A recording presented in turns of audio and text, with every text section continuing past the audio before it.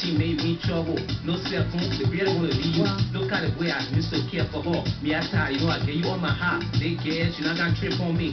Why you did that? I don't really know. You see, because my money not drop, so you won't be tripping with Papa going down. Look at her here, I wanna say a whole level. Don't bring that thing here, me, I tired, I understand it. Soon Sunday morning, you pull food for boyfriend. You think I know I can read you carrying it. On the old tree, that where you can go meet. You think say this thing here will not stop? Dress up in high shoes.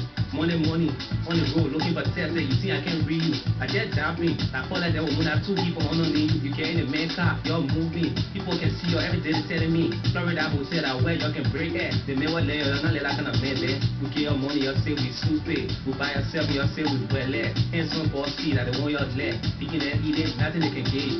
The one that can be you, that they want your leg. Blow your eyeball, spoil your toothie, open your ears. Before be you say you fall down. After all, you know the whole story. That'll be connection, my crew there to be. They can understand everything that you do. My girl, don't tune. Make all your mind. Stop the calo. Stop the calo. Miata. Stop the calo. Miata. Stop the calo. For seven business, they leave their boyfriend. For booty business, they leave their boyfriend. For setting business, they leave their boyfriend. Oh, this a young girl, some busy booty. Oh, this a young girl, some busy cell phone. Oh, this a young girl, some busy daddy.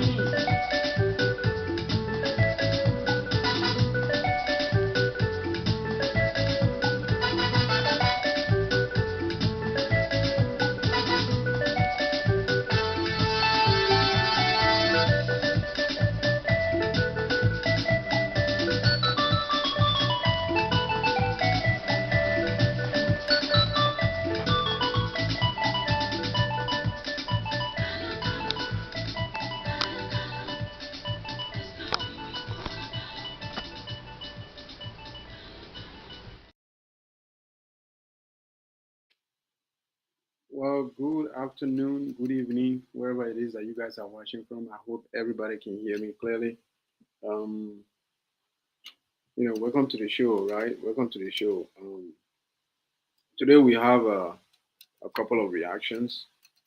Um, but yeah, you see, I'm already breaking in a little bit, but I'm hoping that the network is not giving any problem. But yeah, we have a couple of reactions, to discuss today, and of course, very soon, hopefully, some of my co-hosts will be joining me to discuss some of these issues.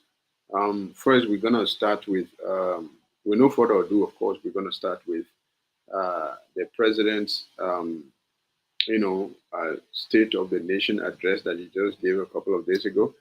And we will go through that and, give our opinion, our honest opinion about it. And if you are watching this live or you are watching it later on, do not be afraid or scared or shy of, giving your own opinion, right? Without any further ado. But, before you get to that, I want to say, some of you might be thinking after that music just play, the old songs, you'll be like, why this guy like old songs? Well, I have two reasons um for liking old music. Number one, I just love old music, and maybe I'm a little bit older, so I'm more attracted to music that really speak to me. That is number one. Number two, those old songs are the only songs nowadays that you can play on Facebook or anywhere, and then you will not be strived with copyright laws, right?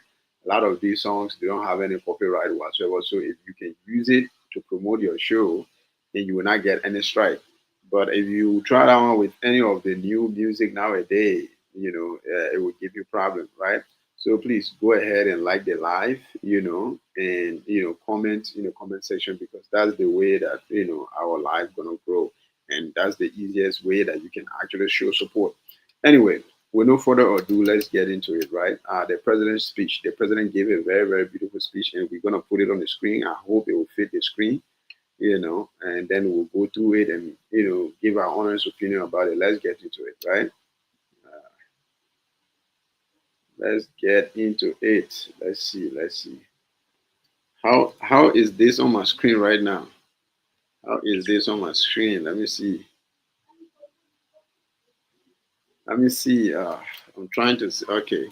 All right. You're not bad. They're not bad, but I can kind of how do you say it? I can kind of still zoom it a little bit, right?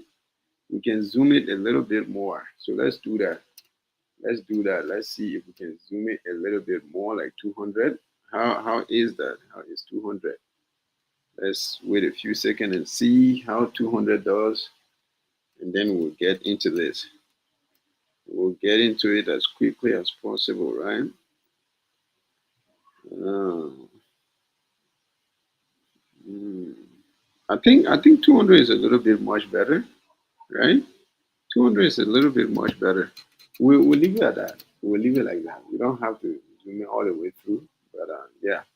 So we will just bypass all the title reading, all this one whatsoever. Or um, you can see this, the annual. This is the speech of the president, right? So let's, without any further ado, let's get into it. Let's get into it right away, right? Uh, we're gonna start from here. He says, our deep gratitude." Okay.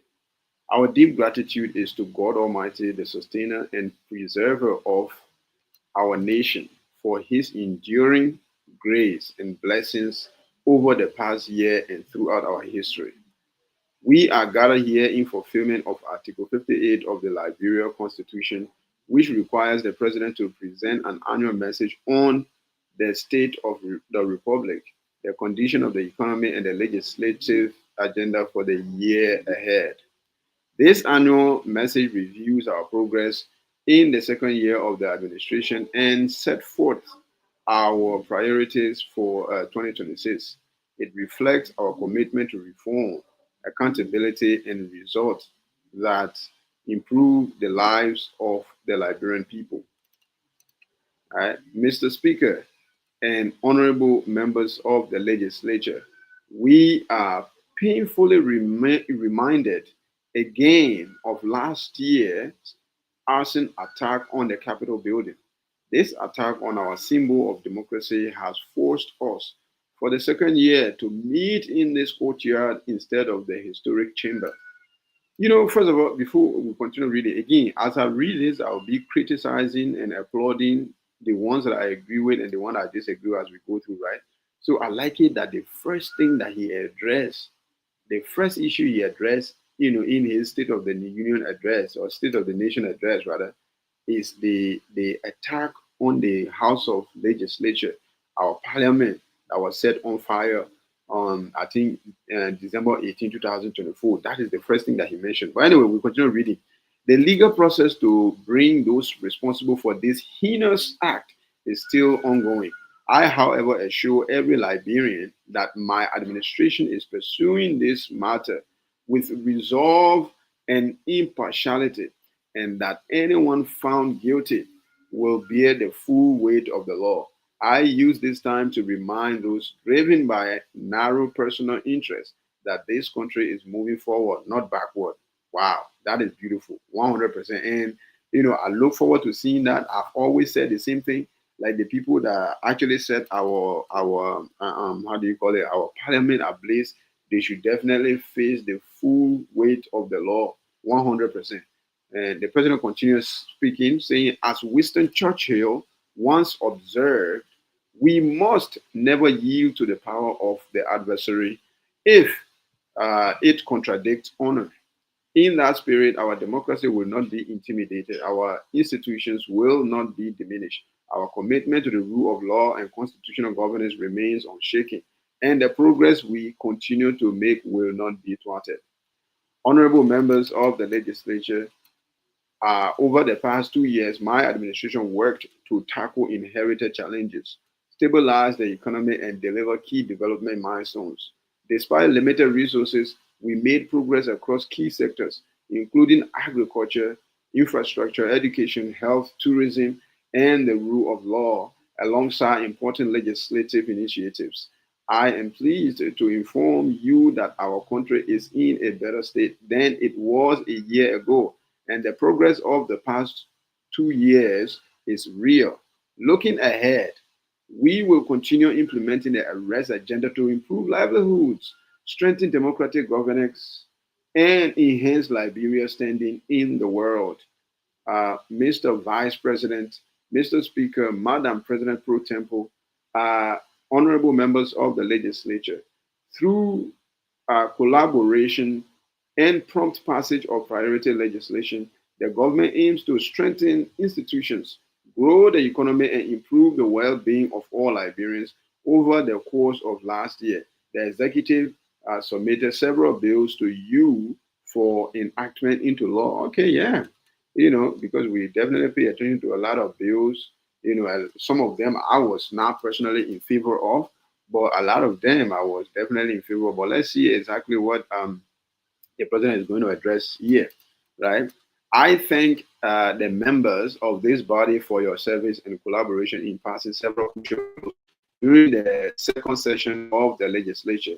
Key amongst those passed and signed into law are the Ministry of Local Government Act to decentralize the government and allow greater participation in decision making at the local level, the Liberia National Tourism Authority Act to stimulate economic growth by leveraging the nation natural attraction and cultural heritage, an act to establish the National Food Assistance Agency, and 9 financing agreement between Liberia and our bilateral and multilateral development partners. Well, the few that he just mentioned here, these are of all very, very great achievements, or even great steps, right? Because anybody could have done it, but none of them did it except the president of the Republic of Liberia, His Excellency Joseph Numa Boakai, right? These are things that I support 100% because you have to understand our government and the operation of our entire government solely based in not just Monrovia, but Capitol Hill. Almost all our ministry is just conjoined, just packed up in one small little area in Monrovia, in Liberia, and that's it. Like decentralizing the government, and spreading it out, and having how to call it almost administrations headquarters in almost every constituency in every country, and not just as a symbol or just a building, but also being very, very operational. Like most of these people, like we have senators and representatives that have been in Monrovia, and they are in Monrovia. They hardly even visit their homes, right? I think decentralizing the government into local governments, it's very, very essential, and I think it will force a lot of these guys to spend more time in the constituencies, in the local government, or in the community that they're representing, so that they can actually understand the problem that those communities are facing, and they can better represent those people. So I love that, and also our agriculture. I mean, not just agriculture. I mean, I say agriculture. Our tourism sector. We have a lot of things to show the world. Before we can show it, we need to nurture it. And the fact that we never had a ministry solely, purposely, intend to reap the benefit of tourism today in the world that we live in today, where tourism is the number one go-to how to call it source of income for almost every country. And Liberia, as rich as we are, when it comes to natural inhabitants like beaches and like beautiful places like green grass and natural places that people can really love to go and have fun. You know what I mean? And we just, the place is just untapped. You know what I mean? But let me not spend more time on just talking about this thing and just read it, because I believe the speech is very, very long. And that is one of the things I want to talk about later on. Said the speech writer of the president. I don't know who is writing the speech of the president, but you need to learn how to summarize these speeches. Learning, writing long speeches where the man will spend like almost an hour reading, or how to call it, explaining to or speaking to the people. Ain't nobody gonna have all that time to sit down through all of that and stay focused and with intention to understand everything. People get tired of that. That is the same thing that happened when the president attended the how they call it, the General Assembly, the UN General Assembly in New York, and he gave a long speech where it was at the end of the day it was boring. He was talking a lot of sense, but it was boring because the speech was long. And the president is a slow speaker. He takes his time to speak. So if you want to write a speech, I think you will have to summarize it put the good words and just be intentional with your, with your speeches. Be intentional, be direct, and summarize everything. And then you will not have to spend an hour or 1 hour, 30 minutes just talking. People will not be paying attention. Well, anyway, with no further ado, we continue reading, right? And also, of course, the third thing that he mentioned in this first part here, or how to call it, the key sectors that he was talking about, is an act to establish the National Food Assistance Agency, and not the National Food Assistance Agency. This is very, very good because again, we already know our number one problem in Liberia is food. We have food problem in the country. So if we can do anything to solve our food problem in the country, it is a big help, to say the least, right? Anyway, we continue. Like I said, the president continued speaking. While the passage of these laws is commendable, urgent attention must now focus on advanced pending legislations. Key among these are the Presidential Transition Act to establish procedures for the transition from one elected government to the next. Our experience shows the need for these procedures to avoid arbitrary processes and conflicting expectations during periods of transition. Well, I get you, but Liberia problem with transitioning from one president to the next have been solved since 2005. Since Charles Taylor got removed from power, we have never had problem with transition. We almost had a problem with George Weah coming into power, but that problem was solved swiftly. So we have not had any problem with transitioning. I think Liberians, yeah, we might be very hard-headed, but when it comes to fighting war or refusing, to transition after the National Election Commission have come out and they declare somebody to be the victor, and yet people are saying that, if we have to go to war, we have to go to war, but every president can be president. I think we have passed that stage, but it's not. Even though I believe that we have passed that stage, it's not still like unnecessary to have some type of procedure that will make sure that every transition from one president to the next is seen to be very secure, and and make sure that it is guaranteed 100%. So yeah, it's not a bad thing. Yeah. Anyway, also pending before you are the bills to establish the Civil Service Commission and the third amendment to the Mineral Development Agreement with ArcelorMittal Holdings, among others. Delays in passing these measures will weaken the reforms needed for economic growth and institutional integrity. Mr. Speaker and honorable members of the legislature, I have also submitted 4 amendments to existing anti-corruption laws, including legislation to address illicit enrichment and to remove the existing statute of limitation on corruption cases. I agree. That is a very, very good thing. We're talking about amendments, bills that will see corruption cases, how to call it, processed as quickly as possible. Because again, there are a lot of people that are corrupt in the country. So many people, and this is the first time in a long time, in almost forever, for these corrupt people to be checked for the first time, for them to be, held accountable for their deeds for the first time. So if we have a system that is very, very slow when it comes to processing these cases, guess what? The cases will be piling up together, will be piling on top of each other until it will almost be like nobody is being, how do you call it? Nobody is being, how do you call this thing here? Prosecuted, literally, because they say justice delay is justice denied. So that is definitely a good thing. And the president have already, again, he's saying that he has submitted this amendment bill to the legislature. It is now in their hand for them to, how to call it, address it, right? Anyway, in 2026, we will submit additional priority bills, including legislation to establish a National Planning Commission to strengthen development, planning, and budgeting, and a specialized court for property dispute to reduce the backlog of land cases. Again, this is another one, but this one is for, land dispute and other stuff, right? We will propose a universal health insurance program and a bill to establish a national road authority dedicated to road construction and maintenance. I love that as well. That need no explanation. Liberia, we have our roads are getting better, but everybody needs roads. We need roads. And if we can have our own national road authority, that means that yes, road is not just a necessity, but it's a priority. You know what I mean?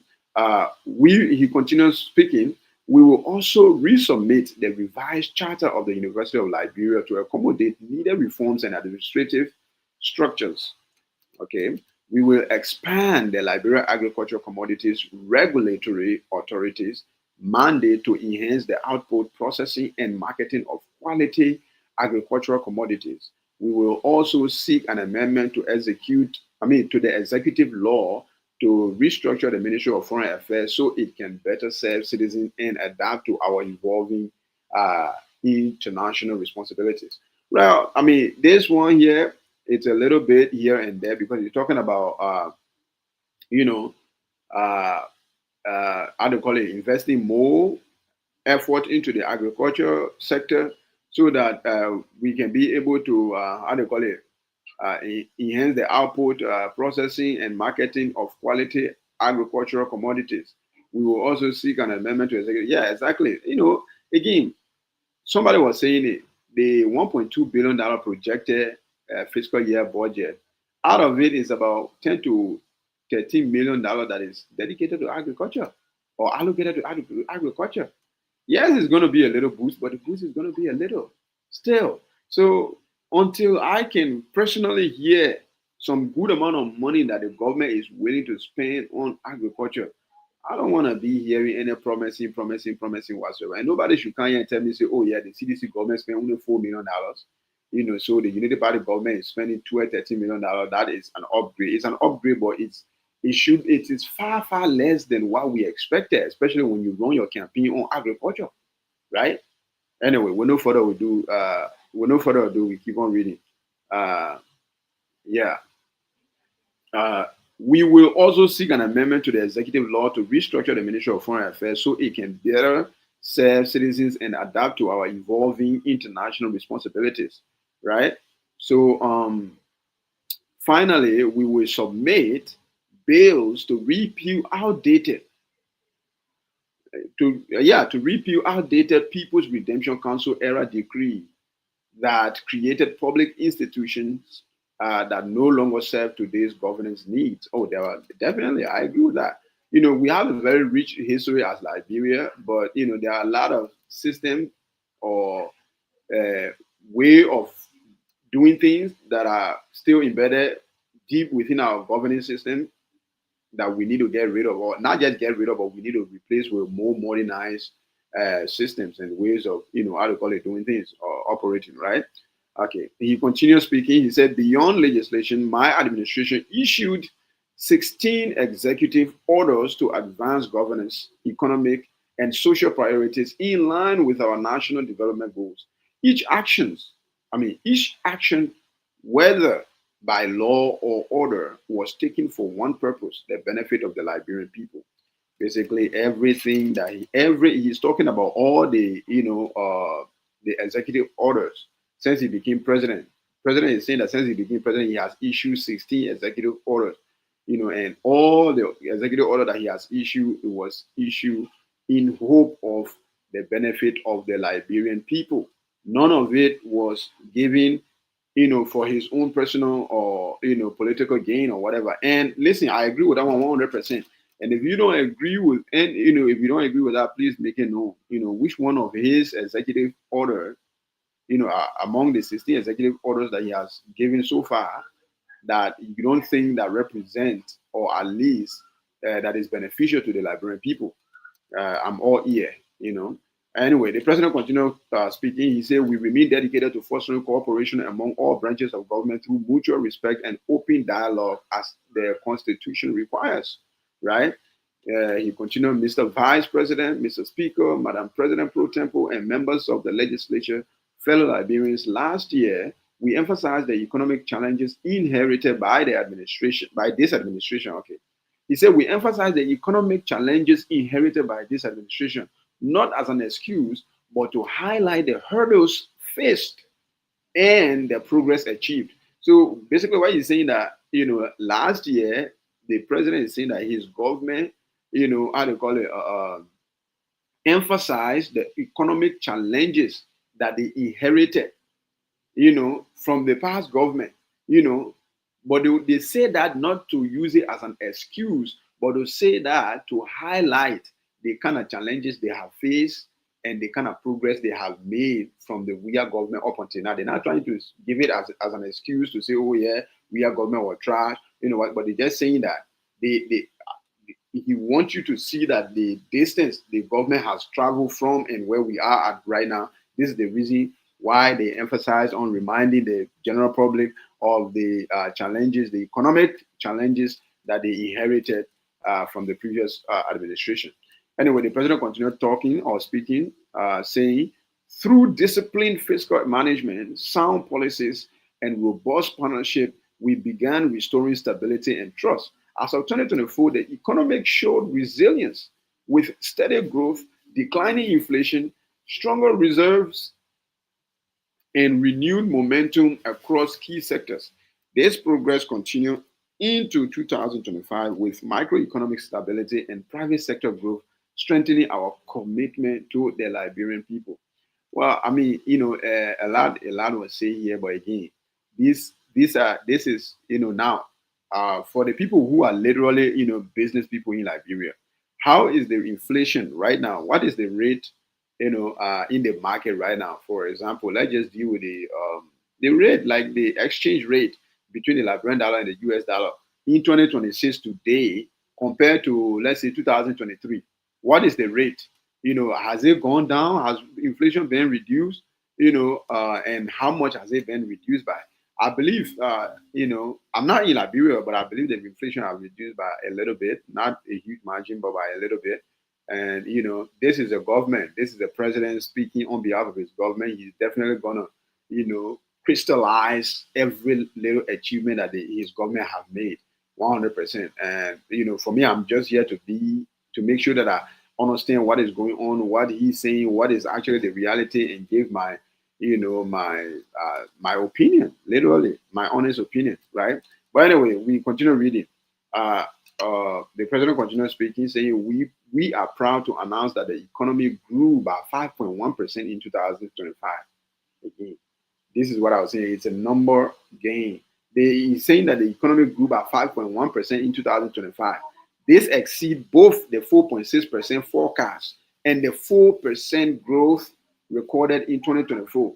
The achievement was driven by significant gains in mining, agriculture, fisheries, and services. Mining expanded by 17% and export rose by 31.5%. These are a lot of numbers here. And he's saying that the economy grew by 5% in 2025, exceeded the 4% in 2024. Again, achievement upon achievement. Yes, they are not huge achievement, but they are, notable achievement. And he's saying that this achievement meaning was significantly driven by the mining in the mining sector, the agriculture sector, the fisheries and services. And this is one of the things I'm saying. We keep joking with the agriculture. Mining, we understand, like these are natural resources and we have them. And as long as we keep making good negotiation and good how they call it, deals with better, how they call it, contractors or companies, will always be able to, extract more and more. And the more, how they call it, we extract from our soils in Liberia, the more we get to gain from the mining sector. But when it comes to agriculture, we actually have to farm. We literally actually have to farm. And the same thing as fishery.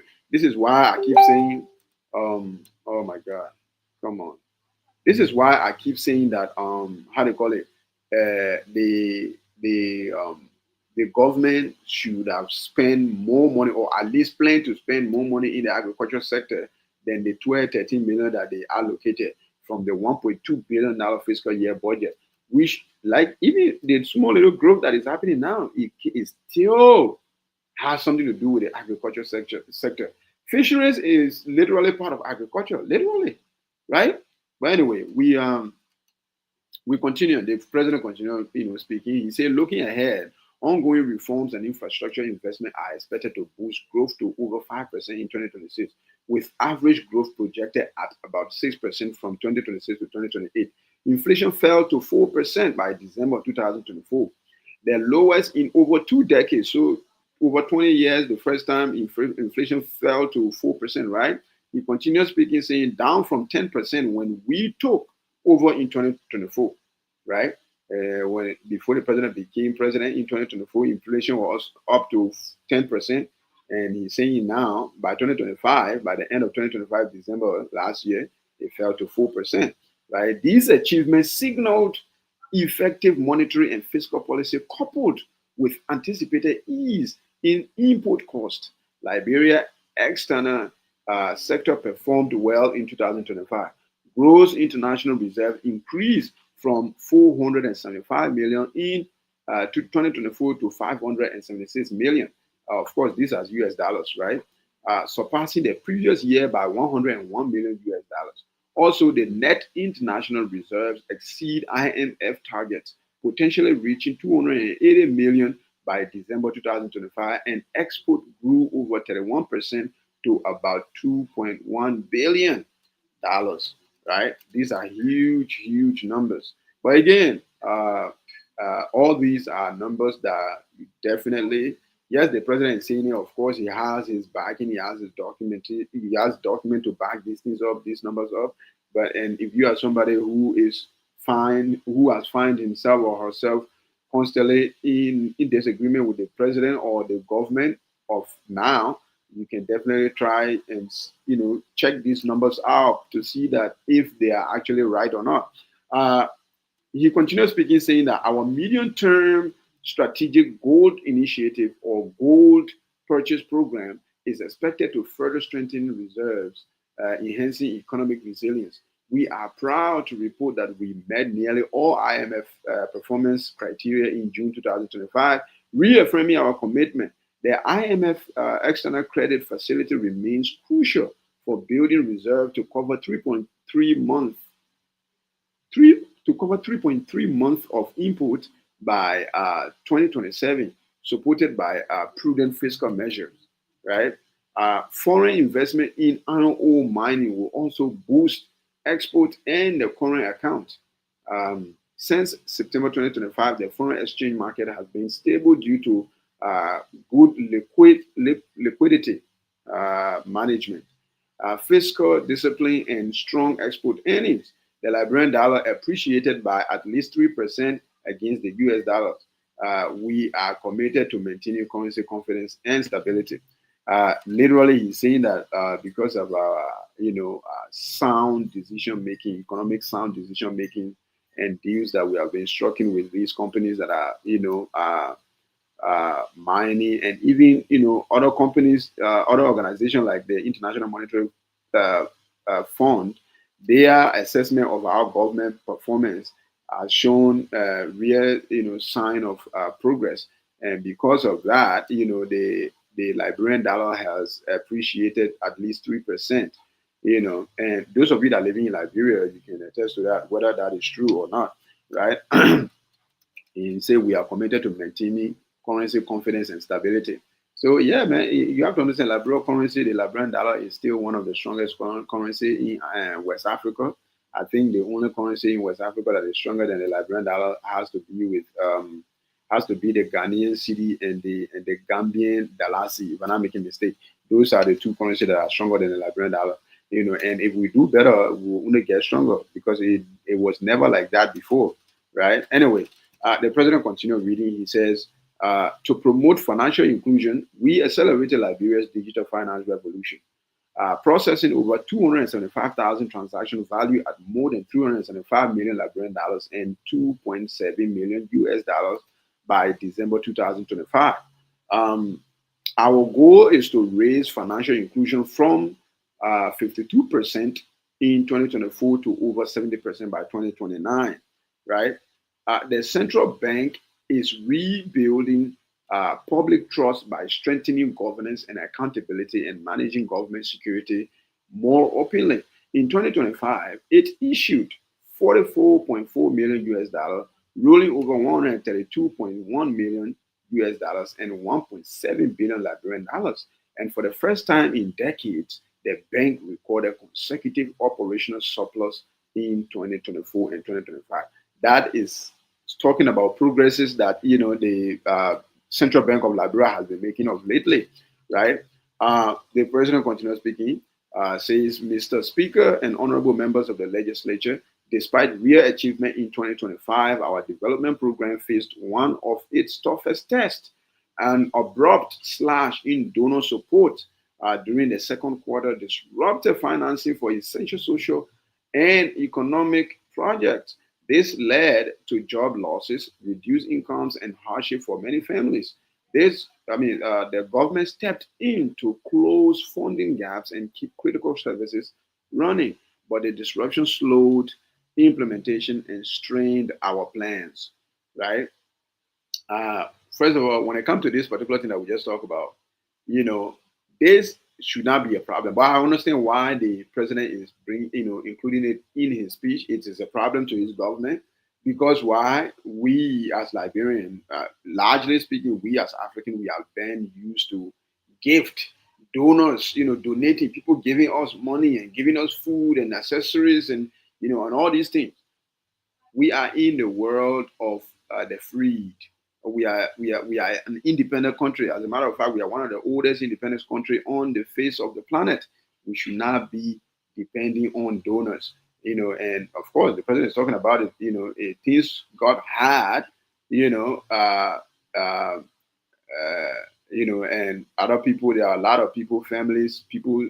Kind of felt the how they call it, the hardship of things due to the lack of support from other companies and people that were giving, right? That were giving help to the government. And again, like I said, this is not something that we should be, how they call it, depending on. If things get hard, they get hard. But the moment you start depending on other company or other country to start giving you money to start doing things for you, this is where everything goes downhill because they just setting you up for disappointment. You cannot depend on anybody.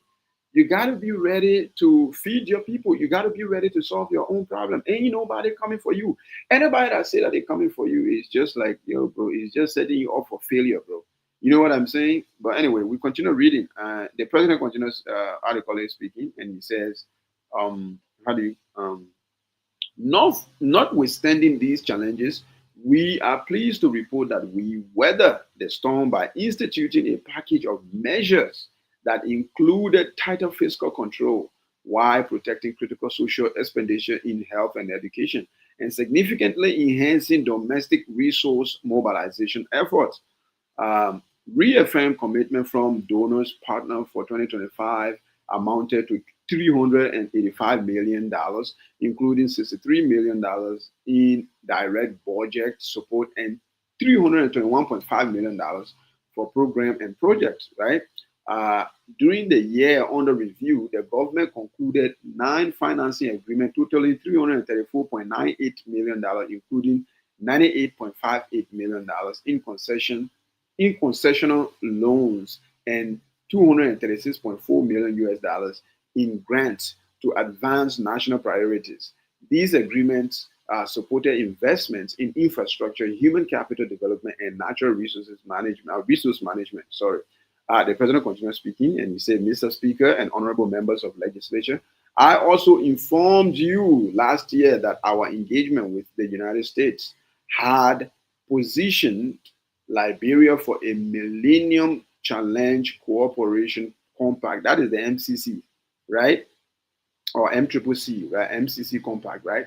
I am pleased to report that after a review and reassessment by the new U.S. government, Liberia's eligibility for a second MCC Compact was reaffirmed in December 2025. The compact development process has begun, focusing on investment in energy and job creation." Yeah, all right. I understand. Yeah, we secure it. Again, for me, I don't really pay attention to these things. I'm talking about gift. This compact, MCC compact, International Monetary Fund, the World Bank, and all these are people that give to you. And all the things they gave me, they never gave anything for free. Every time they give you something, trust me, you're gonna pay back one way or the other. I love to focus mostly on what we ourselves can do for ourselves, what we can get out of Liberia, not what other people can give to us as handout. That thing they give you 200 million, that's just cash. It's liquid cash. Even if you keep it somewhere as time go by, As time goes by, that money, it lose value. It's like $1 million in 1900 and $1 million in 2026. It's not the same. You know what I mean? So liquid cash is nothing, my brother.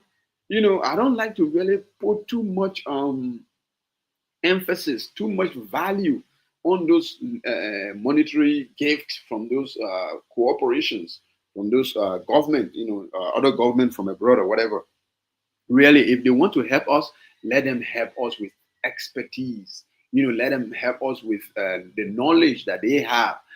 How their industries, how they build their industries, their factories, their agricultural sectors, and all these things, all the kind of techniques and how they call it, innovative ideas that they have. Let them, assist us with those ideas and those expertise and those techniques so that we can be able to make ourselves as they have made for themselves. And that, for me, that is way more precious. That is way more valuable than monetary gift. And the president is now talking about it. And I've seen a lot of people talk about, we have secured the second MCC compact. Come on, man. Even George Weah secured an MCC compact. At the end of the day, like, come on, man, like, what is the significant change did they make? You know what I'm saying? Anyway, we go on. It's like getting credit from the World Bank or the IMF. Like, come on, bro. That is nothing to celebrate. Anyway, the president continues speaking. He said, we extend profound appreciation to our bilateral and multilateral partners, including the United States of America, European Union, the People's Republic of China, the United Kingdom, Japan, Qatar, United Arab Emirates, Kuwait, Morocco, the International Monetary Fund, the World Bank, the African Development Bank, the United Nations and its agencies, the African Union, the Economic Community of West African States, and the Mano River Union for their trust, support, and ongoing commitment to Liberia as we strive to restore stability and bring essential relief and opportunity to our people. Right? Great. 100%. Listen, I don't have anything against friendship and all that stuff, but all these friends, it depends how many friends you have. These are all friends. You have friends. And I'm not saying that, oh, you shouldn't have all these friends. But no friends is coming. There are very, very few friends that is coming to be friends with you without asking for something in return. Each and every one of them needs something. So having great friends is good. It's very, very good to have great friends. Again, if I can remember correctly, when the former president, President George Manuel Weah, was in power, he did not have this type of relationship with those people, with those countries, with those organizations. He did not have the kind of relationship that President Bukosa Imabaka has with these people right now. So yes, it can be used because, again, those people, they don't just make friends with anybody. They make friends with somebody that they know that, yeah, they can get something out of as well. So these things is like a double-edged sword. It can cut you both ways, So you have to be careful what kind of friendship, what kind of relationship you're having with those people. And if you are definitely going to swim, then get in the water and swim. But you can't say you want to swim, but you right on the shore, but your feet in the water. It doesn't work that way. What do I mean by that is that if you're going to make friendship with these people, great. Make friends with them, but let the Liberian people reap the benefit. You know what I mean? Let the Liberian people reap the benefit. We've been hearing about these things. Oh, we will do this. Oh, they won't happen. That won't happen. But Liberia today, broad daylight, today, right now, 2 years into President Joseph Numa Baka presidency, Liberians are still hungry. Liberians are still jobless. Liberians are still not safe. Like we are still in danger of, theft, of, how they call it, property destruction. Look at the other day, just, a fire caught on the store in Raleigh, and everybody just started looting the man's store, right? Where is the security? You want to tell me that a fire caught on a store and there is no security forces around whatsoever to even secure the building? There are a bunch of people entering into the store and looting the people things from there. That is an act of barbarism, right? It's like, what kind of culture is this? What kind of community, what kind of society is this? You know what I mean? But again, these are the things that we're talking about. The Liberian people have not seen the benefit yet. Most of these things that we have talked about so far, so good in the president's speech, these are all still on paper. It's not really reflecting yet in the lives of the Liberian people, at least to my knowledge, or at least according to my opinion.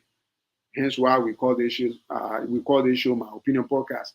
But anyway, sorry. Oh, excuse me. We continue reading as the president continues speaking. He says, Last year's external funding cut was a wake-up call. It exposed how vulnerable we become and the risk to our security when we rely too much on external support. In my annual message last year, I pledged to strengthen domestic revenue by aligning reforms with regional benchmarks, improving tax compliance, and investing in digital systems, including a modern custom inspection center at the Freeport of Monrovia. We have made real progress on these commitments, and the results are clear. Right? Okay. Uh, Liberia can finance more of its own development if we put the right policies in place and collect what is due. For the fiscal year 2025, we approved a national budget of 880.5 million US dollars, funded largely by 804.6 million US dollars in domestic revenue. By year end, total revenue reached 885.8 million US dollars, exceeding the target by 5.1 million US dollars. Domestic revenue alone amounted to 847.7 million US dollars, surpassing the target by 43.1 million US dollars, the highest ever recorded in Liberia. That is an increase of 148 million over 2024, right? Of course, that million is in US dollar as well. The largest single year gain in our history last year. Okay, yeah, okay. That $148 million over 2024 is the largest single year gain in our history, he says.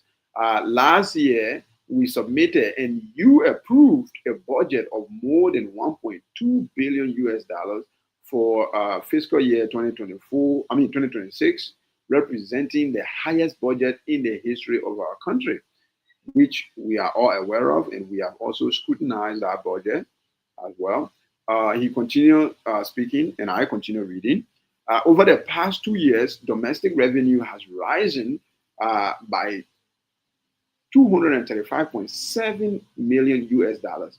This reflects stronger policy choices, improved administration, digitalization, and better compliance. I commend the Liberia Revenue Authority and all partner institutions for their professionalism, and I call on the legislature to work with us to sustain these gains and direct every dollar toward results that improve the lives of our people.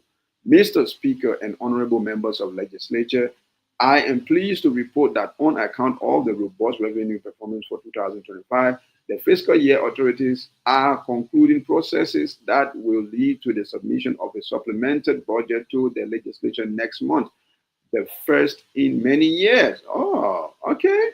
We are talking about a supplemental budget now, the first in many years. It definitely has to be many years because I think the last time that thing happened, I was not as much concerned with politics or governing or economic or social well-being of Liberia as I am today. But anyway, the president continues speaking as I continue reading. And he says, as of the end November 2025, government spending total 709.7 million US dollars, including both recurrent and capital spending. Spending on roads accounted for a major share of capital expenditure. Spending on roads accounted for major share of capital expenditure. What do you mean major share? You have to be exact, Mr. President. Major share. How much is major share? A lot. How much is a lot? Be specific. You have been specific with all the other numbers, the 5%, 5.1%, economic growth and all that thing. How do you call it? Is it 4%? Yeah, 4%. How do you call it? Inflation. How do you call it? Decrement. Is that it? Yeah, depreciation. Right. That is all these things. You have been very, very direct and very, very straightforward when it comes to the number. And now, when it comes to capital spending, you are saying a lot of it was, spent on roads. What do you mean a lot of it? Why don't you be more specific and put the number on it? But anyway, without further ado, the president continues speaking, and I'll continue reading. He says public debt stood at $2.8 billion as at end of December. As at end December 2025, domestic debt mainly owed to the central bank and commercial bank was 1.2 billion US dollars. External debt, largely to the World Bank and the African Development Bank, was 1.6 billion US dollars. Despite fiscal pressure, the government remained largely current on its debt commitments, paying paying 120.1 million US dollars in debt service to both domestic and external creditors in 2025. We will continue prudent debt management and fiscal discipline to strengthen the economy and address fiscal constraints. My administration has introduced major financial management reforms to boost revenue, enacted the tax expenditure bill, tightened exemption controls, and are preparing to implement a value-added tax system by 2027. Um, to support the fiscal year 2026, 1.2 billion US dollar budget, we will expand the tax base by cracking down on evasion, updating tax rules, raising the goods tax by a modest 1%, and revising excise rates. I love this, right? He's talking about how, to support how this is one of or some of the steps that the government is going to take to make sure that the 1.2 billion dollar fiscal year, intended budget is guaranteed, and they're going to crack down on evasion. People who have been, tax evading, right? There are a lot of people that have been refusing to pay tax because why? We don't have a proper, processing system. We don't have a system that can actually audit these people, the people, or everybody, the people that are supposed to be paying tax, especially on time, right? And a lot of the time, since we don't have those system put in place, or at least better systems put in place to actually check on these, numbers, or these accounts, or these, transactions. A lot of people have been able to get away with our money, and to make sure that this 1.2 billion dollar is guaranteed and is, available for the government to use. He's saying that his government is going to crack down on those people and on those systems to make sure that everybody can be able to pay tax, and updating the tax rules. Some of the tax rules that have been outdated for a long time, they will try to change it and, a little bit adjust it for proper use, and raising the goods tax, meaning they will raise tax on goods, like talking about goods that are being imported in the country mainly, and goods that are also being, sold in the country as well, by a modest 1%, so meaning taxes on goods will be raised by 1%, anyway, that is good. I think so. 100% is good. Lexi, I will tell you this: every developed and progressive country is a tax-paying country. No country is progressive. No country is successful. No country is developed without the people of the country paying tax. So I'm not saying that you should raise the tax, ridiculously or unreasonably, but if it is necessary for the country to be at a certain level, 100% is understandable. Is agreeable. It makes sense. So I love that 100%. Anyway, the president continues speaking as I continue reading, and he says the government has strategically leveraged opportunities to attract credible investment and responsibly exploit natural resources for the benefit of Liberians. In 2025, the government signed key agreements to boost economic growth, infrastructure, and employment, including a concession and access agreement with Ivanhoe for the Yekepa-Bikana Rail Corridor, and an amended deal with ArcelorMittal Liberia. Together, these represent approximately 4 billion US dollar in committed investment. Okay, this particular paragraph that I just read here, one of the words that I actually like is employment. And so I would like to see something about employment. You can say that, yeah, we signed contract with Ivanhoe, ArcelorMittal, and all these great mining companies. Yes, they might be able to give employment to a few thousand Liberians, but that is not real employment. I'm talking about real employment. And when I say real, yeah, these are just one or two, three companies. They're giving, work to 3,000-4,000 Liberians. That's not employment. We just found out that Liberia as a country, at least 50% of the country population are youth, young people, and 90% of them, 99% of them, they are not working. So when I talk about employment, I'm not just talking about employment from a couple of companies. I'm talking about systemic employment. I'm talking about making laws, signing bills into laws, bills that will see every company in Liberia forced, obligated to have at least a 95% of Liberian citizen employment rate. Like every company in the country should have at least 95% of their employees to be Liberians. You can bring company in Liberia, and most of your employees are, foreigners. You know what I mean? They are international. They are not, how do you call it, Liberian nationals. They are from other places. The only time you employ Liberian nationals is when they are, throwing dirt, like people that are throwing away garbages and, how do you call it, in lower positions, like in labor positions. It makes absolutely no sense. But anyway, maybe I might be proven wrong. Let's continue reading. As he says, the government has commenced the process of reactivating the Putu iron ore mine. This will boost job creation and accelerate development in Grand Jide County and the southeastern region. In the hydrocarbon sector, the government signed 8 new petroleum agreements, 4 with Total Energy and 4 with Oranto Petroleum. We all know about these agreements. We talked about it a couple of months ago. Once fully developed, these projects are expected to bring in about $800 million in investment to boost the sector. Okay, that's the energy sector. That's good. 100%. I'm 100% in case, for the sake of the record, right? I'm 100% in favor of the Oranto deal and that of the Total Energy deal. 100%. I know most opposition, they say that they have problem with the Oranto Petroleum deal, but I don't have any problem. I think they are all good. The Total Energy deal might be a little bit better than the Oranto deal, but yeah, I definitely believe they are all in, how they call it, purposely set to benefit Liberians. Anyway, the president continued speaking as I continue reading. He says, Mr. Speaker and honorable members of legislature, despite ongoing global supply pressures, our actions have helped lower the cost of essential goods.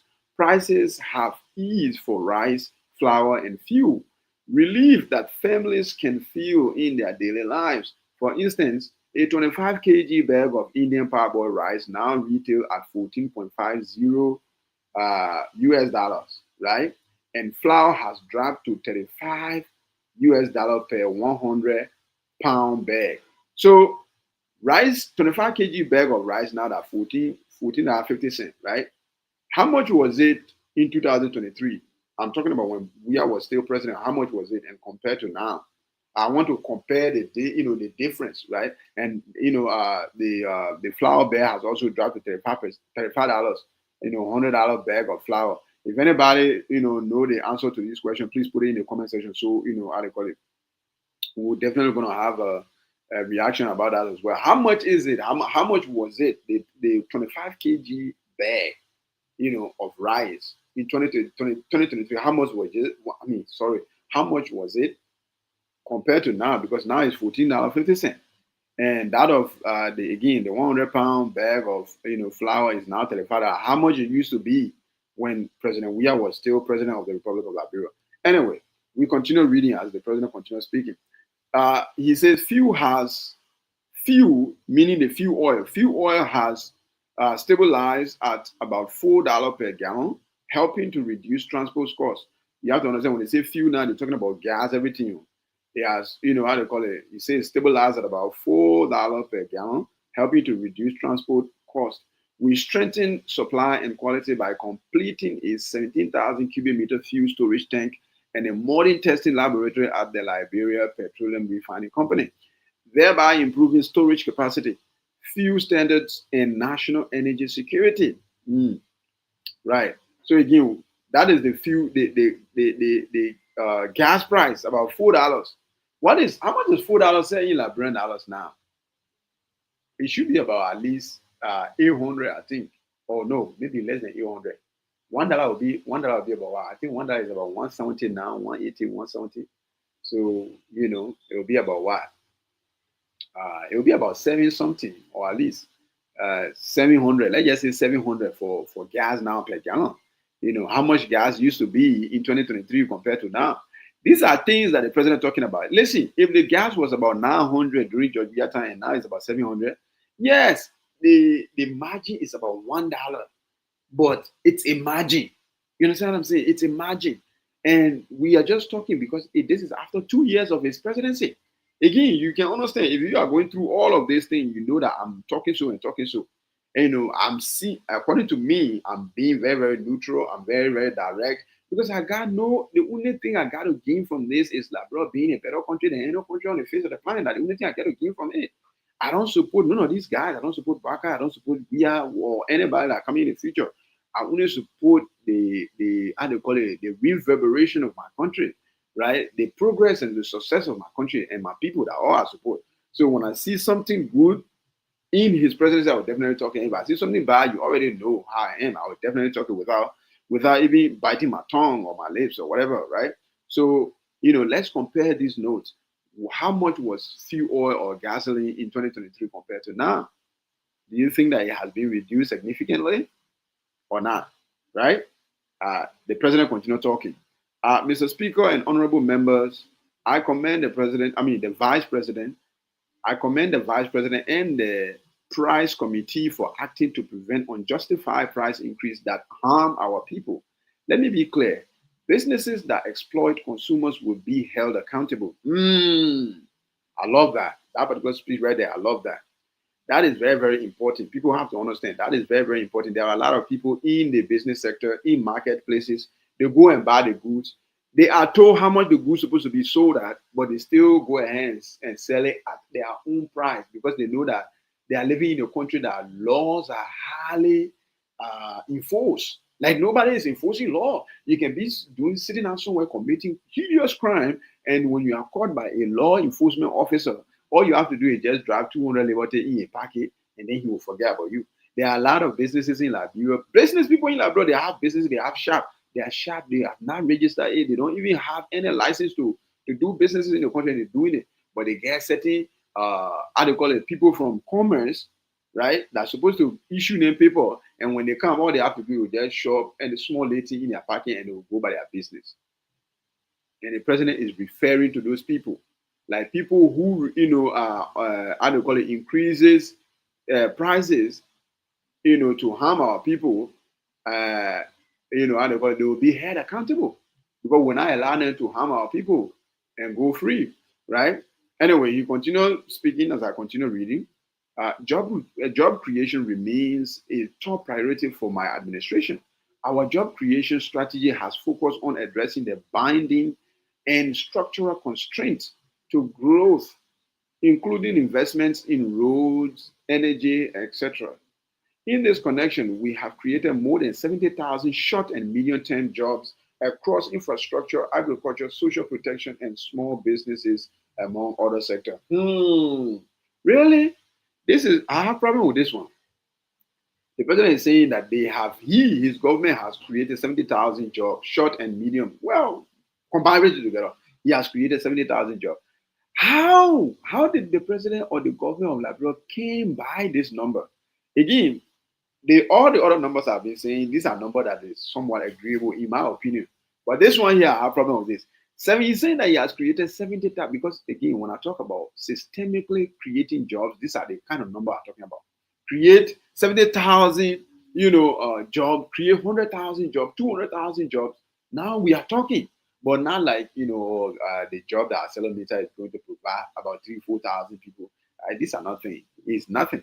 But the president is saying that his administration has been able to create 70,000 jobs over the past 2 years. I don't think this is true. I think this number is, I don't think this is true. I think that this number is hugely inflated. 100. This is my thinking. I think that this number is hugely inflated, and I could be wrong. I'm just saying 70,000 jobs. Where? You say in infrastructure, agriculture, social protection, and small businesses, among other sectors.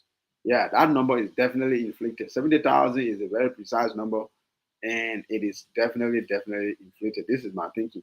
And this is what I've been saying.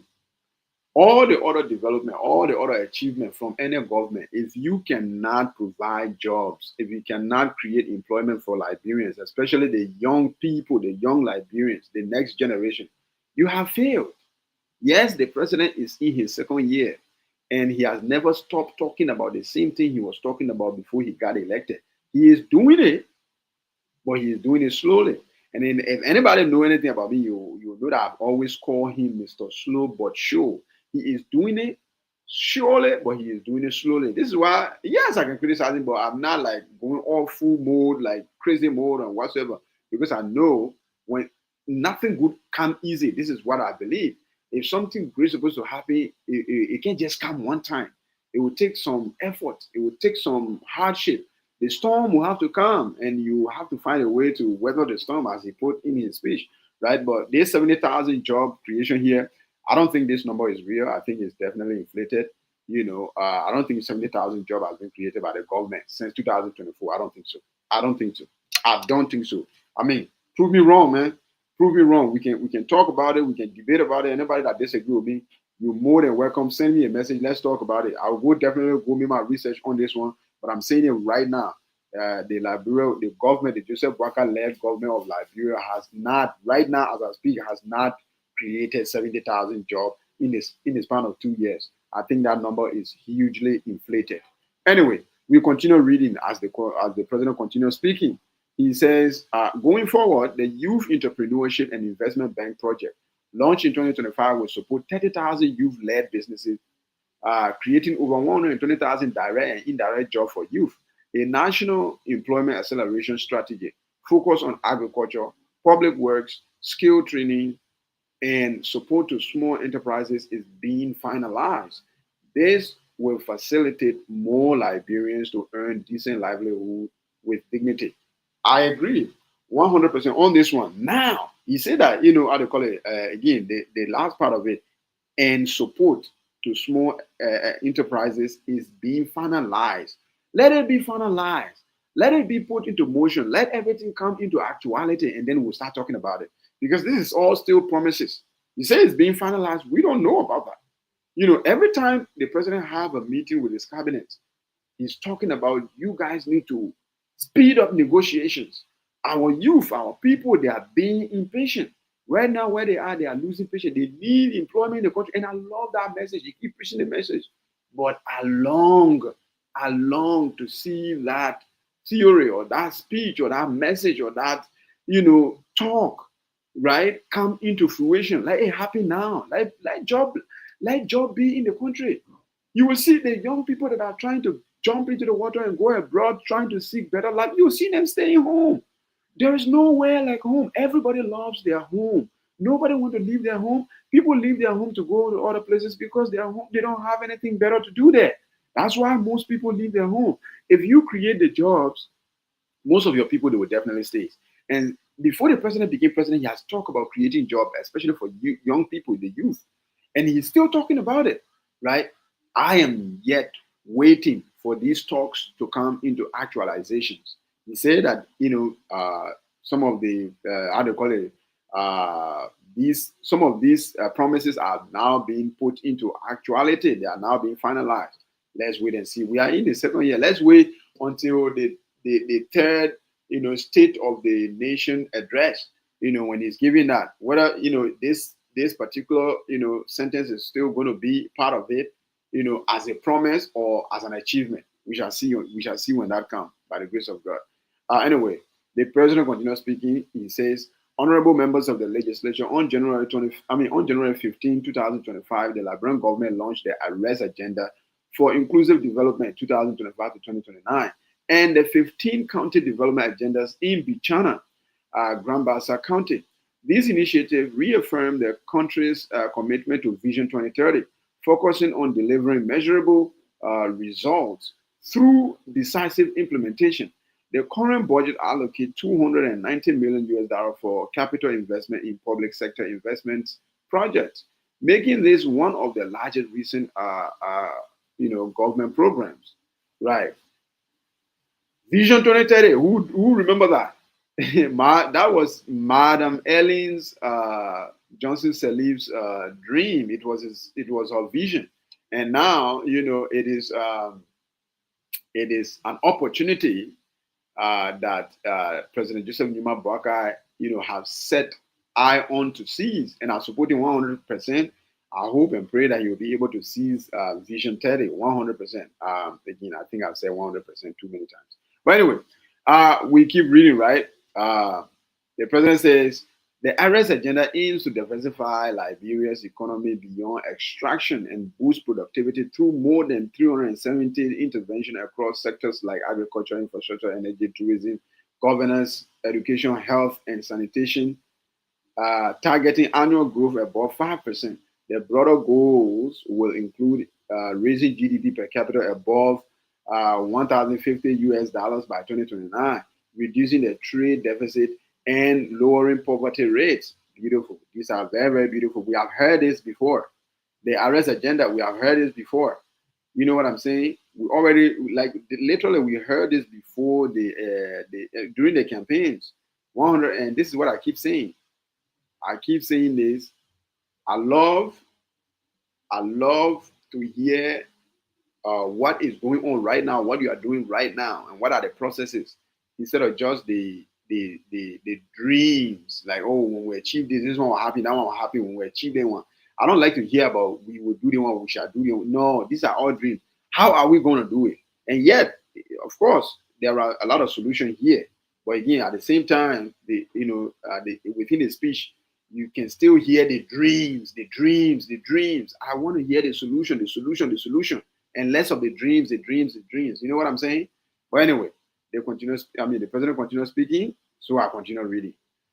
He says, Mr. Vice President, Mr. Speaker, Madam President Pro Tempore, and members of the legislature, I am pleased to report today that we have made substantial progress across key sectors, including agriculture, the heart of the arrest agenda for inclusive development and a driver of job creation, food security, and growth. This is what I'm saying. The president keeps talking about agriculture being the what? The heart of the arrest agenda for inclusive development and a driver of job creation, food security, and growth, which is true. But why then are you spending only 13 million or allocating only 13 million from the 1.2 billion US dollars that you are to spend in 2026 to agriculture sector? Why? Why only 13 million? When we are using 350 million US dollars to pay people for salary. Only 13 million. And this is supposed to be the heart of your entire presidency, which is the arrest agenda. You spending only 13 million or allocating only 13 million to it. You know what I'm saying? It's a contract. I don't think, you can say it's a contradiction, but at the same time, it's very, very confusing. It's confusing.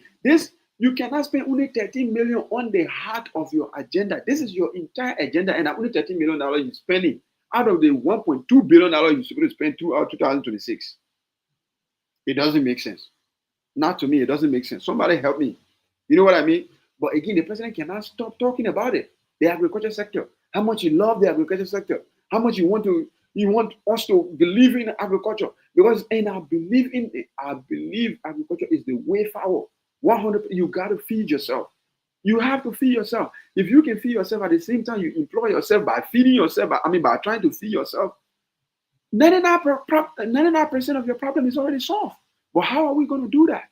When the president is spending only $13 million into the agriculture sector, while you are spending $1.2 billion on other things. Like, it makes absolutely no sense. If this is the heart of our entire, way of life, if this is where we're supposed to spend most of our effort, and you want to spend $1.2 billion for just 2026, bro, if I was the president of Liberia, I swear to my living God in heaven, I would take at least 500 million United States dollars out of the $1.2 billion and put it into agriculture for 1 year, and then let's see what happens. If we are going to make progress in certain sector, let's make real progress there. Spending 13 million, 12 million in a sector that you're supposed to be completely dependent on, it's a waste of time. It's a waste of resources, a waste of energy, a waste of effort. And a lot of people are being rueful. They are dreaming right now that the agriculture sector is going to save them. And you spending only 13 million in that sector is a waste of time. It's a waste of time. Like I said, I would definitely spend 500 million United States dollars out of the $1.2 billion into the agriculture sector. And let's see by May 2027, and we'll see the progress that we have made in our sector. All these small little percentage that we're talking about, we have gained or as achievement, especially when it comes to rice price, it will be dropped way up. We will make significant progress in few sectors. And that's what it is. Like take a year and basically completely focus on a particular sector, on a particular problem, and solve that problem permanently. And then focus your attention to the other problem.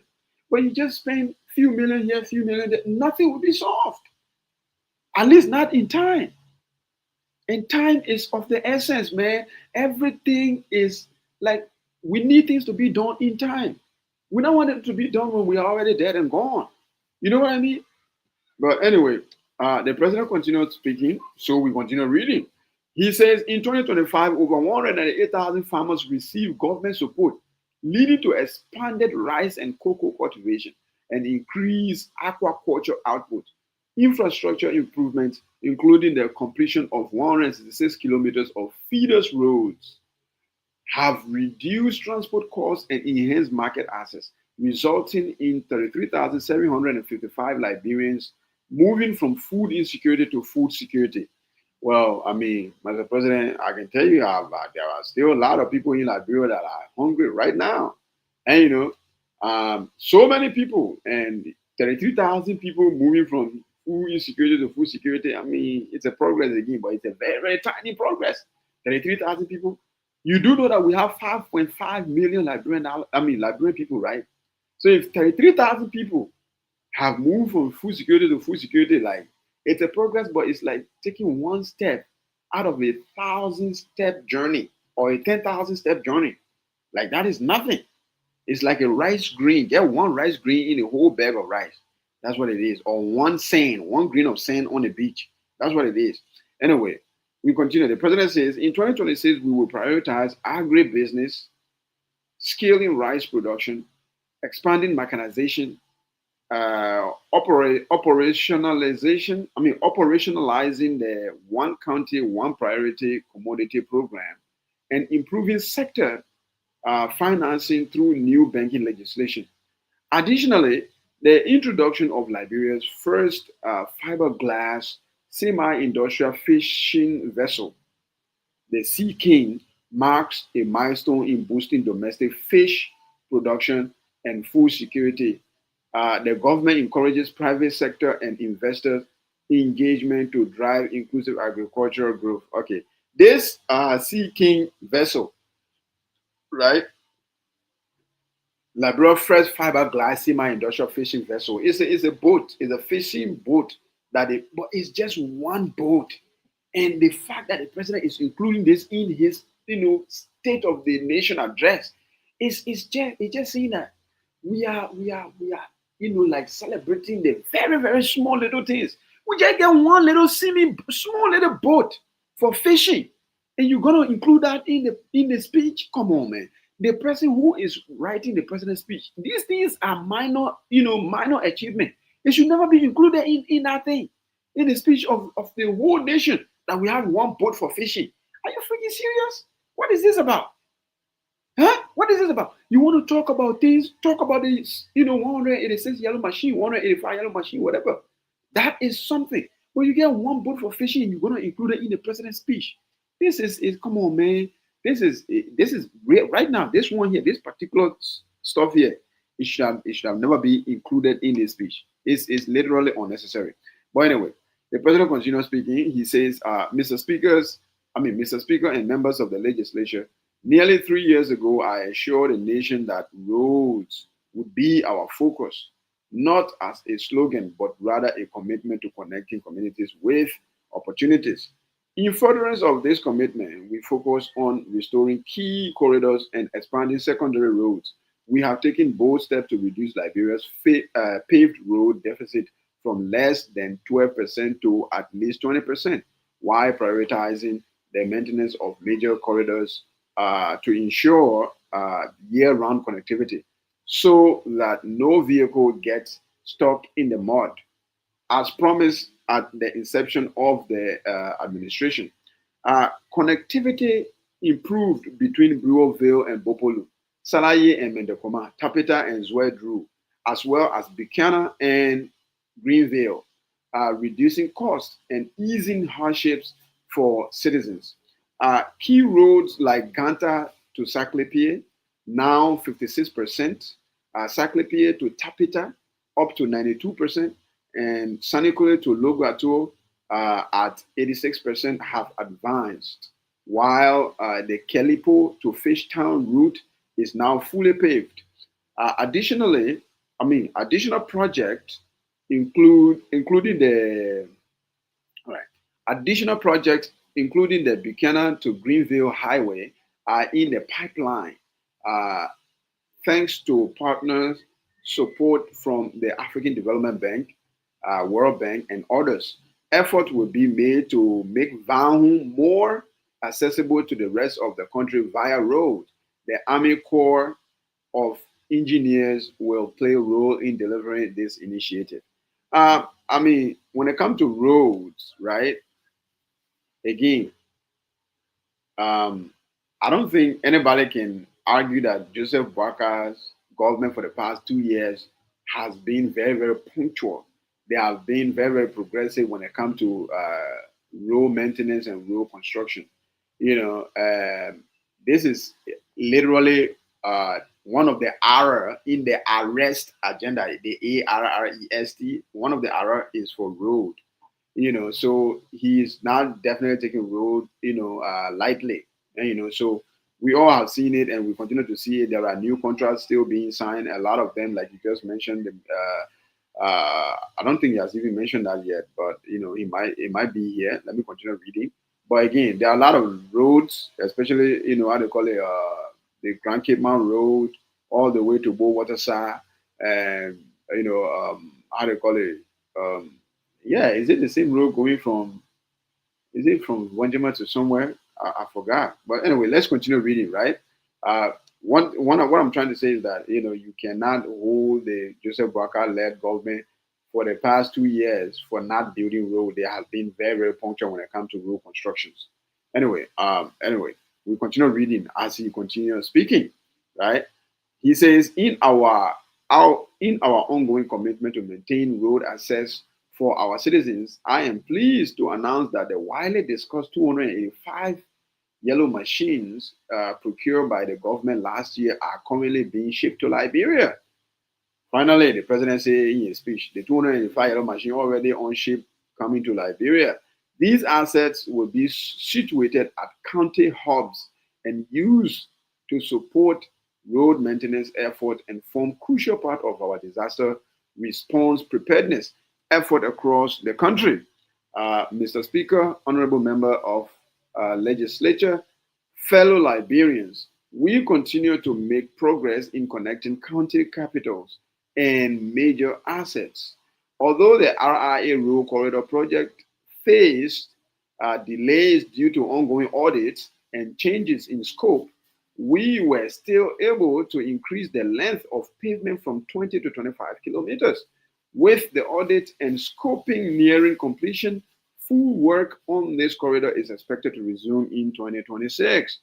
The Pavi Port, exactly, this is what I was talking about.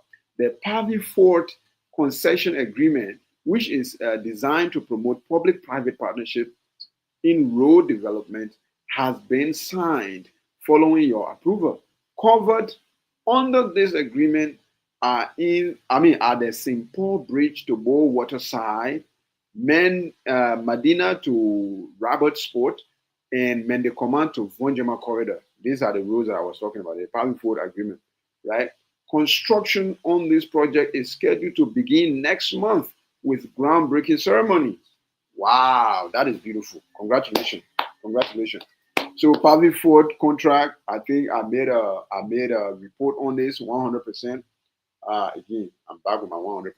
But I made a report on this, and I said that it was a very great agreement between the Liberian government and Pavi Ford, AL Associates.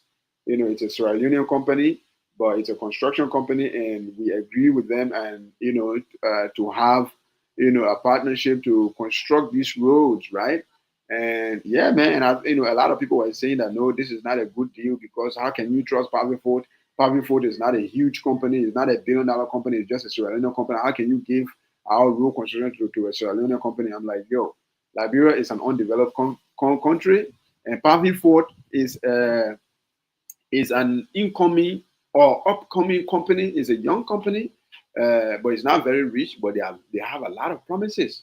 They have a very good track record, and they are trying to build their portfolio. They are trying to build their profile as a huge construction company in Africa. While we are trying to build our company, I mean, we are trying to build our country. So it's a win-win. When we get into business with them, if and I believe that we'll still be able to do this. So I will use the word when instead of if. So when we are done with this construction, after we are successful with this construction, we win, they win. They build their profile, they can put it on their page saying that you see these roads in our bureau, we don't want to build it. So trust us with your construction, with your contract, with any type of how to call it, uh, contract that you have or construction that you have. We will be able to do it, look at our work, and we can also be able to have our roads to ourselves so that we can use to how to call it, better our lives, right? It's a win-win situation, to cut long story short. But yeah, the president keep talking, so I keep reading. He says urban improvement on alleyways, drainages, and lighting in communities such as Cinco Vata and Caldwell, the Japan Freeway, and Marshall are ongoing, improving access and security for communities. Work on the overpasses on the Tubman Boulevard have commenced and are set for completion by 2027. Excuse me. So by 2027, the overpass is going to finish, and by 2027, the overpass bridge on the Tubman Boulevard is supposed to finish. Okay, we shall see. That is good. That is good. He continues speaking. He says, in rural areas, 411 kilometers of rural roads and 122 kilometers of urban roads have been paved since this administration began. Looking ahead, the goal is to surpass 485 kilometers of paved roads by 2029, strengthening national unity. Mr. Speaker, honorable members of the legislature, electricity is the critical enabler for industrialization and other critical development programs. In 2025, the government, through the Liberian Electricity Corporation, focused on stabilizing the energy sector and expanding access as part of the arrest agenda and our national energy compact. Over 63,000 new connections were established, covering communities in Monserrado and electrifying 124 villages in Grand Baza, Riversers, Bon, and Nimba. Through these initiatives, 17,000 households have access to power for the first time. Electricity tariffs have been cut to ease household cost. Right? Let me read that again. Electricity tariffs have been cut to ease household cost, positioning energy as a driver for growth. Right? This is beautiful. I'll tell you this 100%. And this is one of the things. After road electricity in Liberia, you cannot say that, you cannot, criticize the Joseph Boakai government for not doing better when it comes to, feeding the Liberian people with, better connection with electricity. Like the Liberians' access to electricity has been immensely improved from the past 2 years ago. Like literally, and definitely I commend the president and the government for that. And the improvement is yet to be made according to them. Like really, this is just the beginning. And by the time 2029 reach, Liberia, almost every Liberian will be enjoying, electricity. Like I'm talking about almost 24-hour electricity. And this is a very, very great achievement. I love that. Anyway, we continue reading because the president still continues speaking. He says, through the rural and renewable energy, oh my God. Oh, sorry about that. He said, through the Rural and Renewable Energy Agency, we use solar power to provide electricity for 88 clinics across 14 counties in rural regions. Harper, Barclayville, Kawiaken, and Zozo cities have each benefit 117 street light as part of lighting up rural communities. Oh my God. Yeah, you see, this is what I'm saying. Why are you putting this in the presidential, in the president, State of the Union address? You build 117 street lights. So you're going to put that in the president's State of the Nation address? How? Why? 717 lipo will be 117. Like, come on, bro. That's not an achievement that's supposed to be spoken out by the president in the State of the Nation address, bro. The person who would write this speech, I'll tell you, man, listen, you again, stop mentioning every little achievement. Try to summarize these things. We have made a huge progress when it comes to the electricity sector or the energy sector. Simple as that. You come and write about 117 street light being built across Liberia. Like, come on, man, 117 street light. Come, bro, let's continue. We have installed 3,791 street lights throughout the CLSG Rural Electrification Program, benefiting over 124 towns and villages in Nimba, Grand Bassa, Riverside, and Bon County. Bro, come on, man. Come on, man. This is not an achievement. When you do it to the whole lot, bro, then come and talk about it. Don't go, how they call it, put street lights in 124 towns in Liberia, and then you want to use that in the president State of the Nation address. Like, come on, man, it makes absolutely no sense. The program also provided electricity to 2 universities, ABC and Quantiton. Bro, don't make me stop reading you. Anyway, yeah, ABC and Quantiton. 2 hospital, Riverside District and Mother of Life Rehab, and is strengthening the cross-border grid in Nimba, Bon, and Margibi County. Mount Coffee hydropower remained reliable. Outages decreased, and electricity sales rose by 24%. Revenue topped, $71 million, and collection efficiency reached 94%. Further investment in reform at the LEC will aim at addressing inefficiency, stabilizing the utility, and ensuring reliable service. In 2026, we plan to have 100,000 new connections, deploy advanced transmissions lines and smart meters, and reduce system losses to 35% with more improvement ahead. Major projects underway include a 250 megawatt gas to power plant, a 200 megawatt solar plant with storage, and a new hydropower project on the St. John River alongside existing solar, thermal, and hydropower capacity, totaling over 700 megawatts. These are the things that I was talking about. Very, very good. Again, there have been a lot of progress in the energy sector when it comes to electricity, the LEC, and the government is looking forward to making even more progress, in the coming years. This is exactly what they say. This is definitely good, 100%. Again, he says, through our digital initiative, we created a new ICT strategic action plan to modernize the national telecom framework, and half of government agencies have transitioned to a unified ICT system.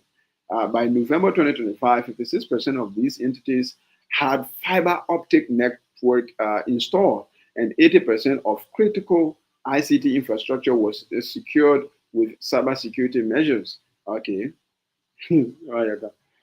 Digital finance and advance, with mobile money use rising from 46% to 58% in 2025.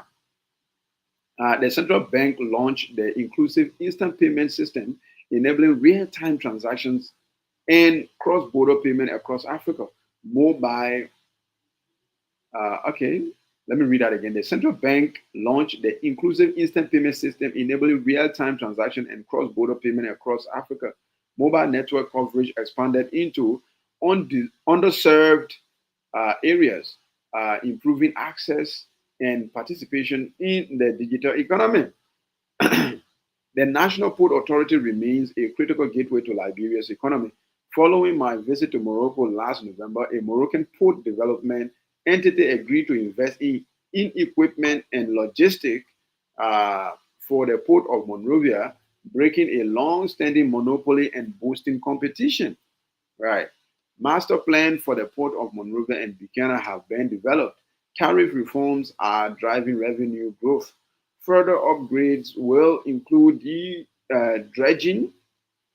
Dredging the Port of Monrovia for larger ships, easing congestion, reducing costs, and introducing 24-hour operations. At Rabat International Airport, significant upgrades were completed, including the reopening of Taxiway Bravo, rehabilitation of the apron and jet bridge, and installation of new navigational aids. These improvements were finalized ahead of Turkish Airlines' inaugural flight on May 11, 2026, representing a major advancement for Liberian aviation. Additionally, an agreement has been secured with South Korea's Make Group to develop a ship recycling center and establish a private-public partnership domestic airline in Liberia with an initiative fleet of 3 aircrafts. Right. Again, listen, these are good things, but they are minor things. This is why I'm not even paying that much attention to them, right? Again, the speech is long, but I'm not going to pay too much attention to, minor, deals and here and there. They're like, if you don't see me talking about these things, you just know that they are not necessary for us to really bend our mind on or really, focus on whatsoever. But anyway, he continued speaking. The president continued speaking. He said, Mr. Speaker and honorable members of the legislature, public transport is a vital service that every Liberian deserves. The National Transit Authority has long faced neglect with deteriorated infrastructure and unchecked corruption. We are changing that. Last year, we procured 64 buses, now deployed and serving Liberians nationwide. We also broke ground for a modern NTA headquarters, a step that will enhance serving delivery and transform public transport in our country. Yeah, the government gets 64 buses, 64 buses. Oh my God. The government gets 64 buses for the country, for the entire country. So now they got to put it in the president State of the Nation address. Like if you go to places like Ivory Coast or Ghana, you will see one person get 200 buses. Then at the time you close your mouth, one person get 200 buses. 200 buses. Like, come on, man. The whole country getting 64 buses. You got to put it in the president's speech. This is crazy. Anyway, he says reclaiming our global maritime presence. Since 1948, Liberia's maritime program has been, by the way, don't take my word for it. When I say this is crazy, I'm not talking about the president. I'm talking about the person who wrote this speech. Because every president has somebody that writing their speech. There is a guy that is, or a lady that is responsible for writing a speech, and he's just trying to put in every little achievement into this speech. This is why most of the time people fall asleep when they listen to the president, giving a speech, because the speech is like 2 hours long. You want to include every little step. It makes it like summarize. Just focus on the main things. You know what I mean? But anyway, he says reclaiming our global maritime presence since 1948. Liberia's maritime program has been central to our economy and global standing, featuring the world's largest open ship registry and skilled mariners. Recent modernization initiatives in the sector include a domestic watercraft monitoring program with AIS, the first in decades, and vessel monitoring system technology for enhanced safety. Also, our re-election to the International Maritime Organization category affirms Liberian leadership in maritime governance. He continued talking. Now we are into education. He said education is fundamental to Liberia's renewal and growth in human capital. In furtherance of the unified data-driven reform adopted in 2024, access to quality learning for all children has been guaranteed. Teachers' dignity was restored by removing over 1,000 ghost names from the payroll. Consequently, over 2,000 qualified volunteer teachers were hired across all counties. Through the 88.7 million US dollar Excel project supported by the World Bank and Global Partnership for Education, we prioritized literacy and numeracy for grades 1 through 3, ensuring basic skills by third grade. Our national digital learning platform now reaches remote villages with multimedia lessons, including sign language support. Also, 156 schools have been equipped with computer labs, and nearly 300 teachers have received technology training. Still under education, we improved the learning environment by supplying over 26,000 desks and chairs through the One Child, One Chair initiative. We also invested in building model schools in Bong, Magibi, and Nimba counties, in addition to renovating 40 schools and distributing 22,000 STEM kits, right? Uh, do I have to say about this? When it comes to the school, our education sector in Liberia, the problem with our education sector in Liberia is not about child, sorry, excuse me. It's not about just chairs and desks and pencils and book bags and all these things, or classroom. Yeah, somebody can sit down on the floor and get the best education that they can ever get. Like you can sit outside without a classroom and still be able to learn. My problem, in my opinion, the biggest problem with our education sector is our education system. It's the behavior of our teachers. Teachers that force students to pay for grades with either money, or they use them for, they sexually exploit them so that they can give them grades. The system is not being, is not being protected, is not being audited. Teachers are like literally the lawmakers in the school. Like nobody there to judge them, nobody there to audit them.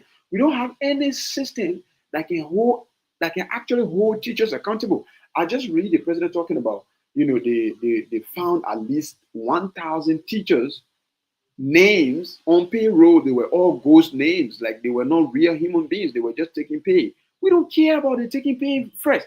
Of course, the pay is important.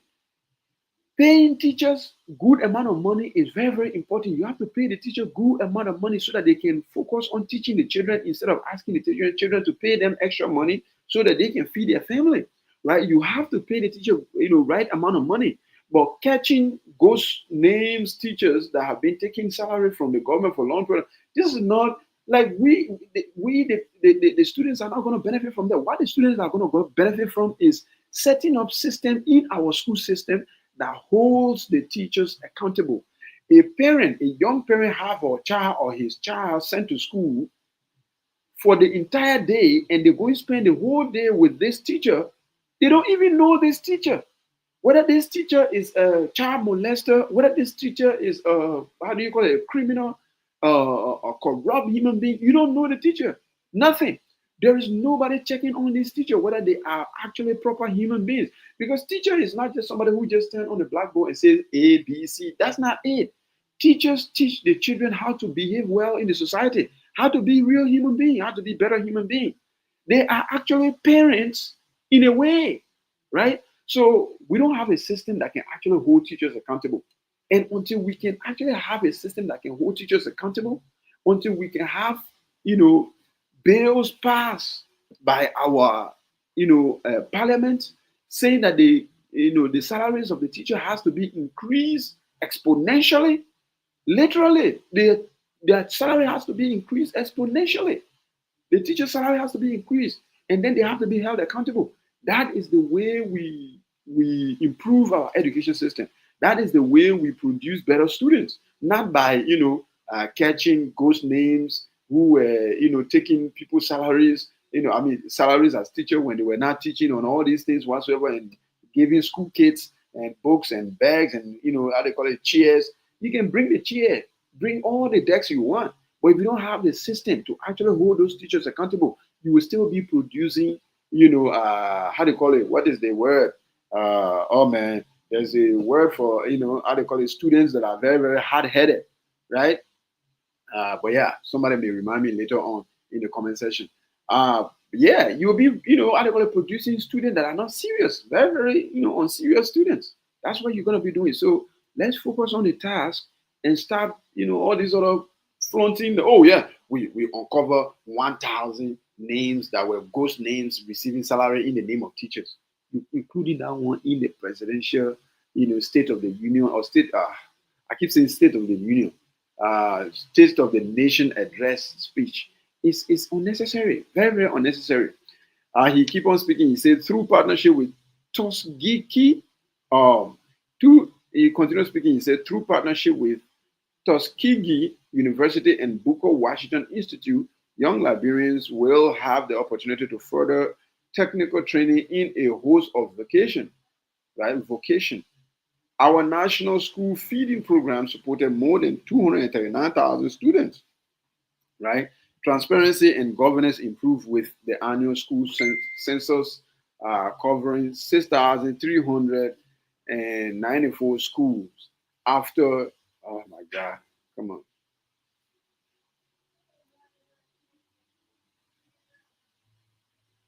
Transparency and governance improved with the annual school census covering 6,394 schools after a 4-year pause. We launched of a digital school permit platform and uh, expanded scholarship with local recipient. What am I doing? We launched of a digital school permit platform and expanded scholarships with local recipients, increasing from 378 to 1,000, while all arrears for 210 students abroad were settled. Funds were also allocated to renovate the University of Liberia and public school to address congestion and improve facilities. My, come on, man. This is getting really pathetic at this point. Including this in the president's speech is unnecessary. And I'm not blaming the president. The person that wrote this speech here is the person I'm blaming. This is unnecessary. I'm telling you.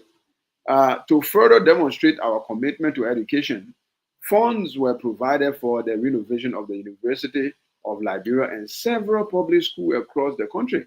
This intervention will address the long-standing post-Civil War problem of congestion. Oh my God. Last year, the health sector saw significant improvement.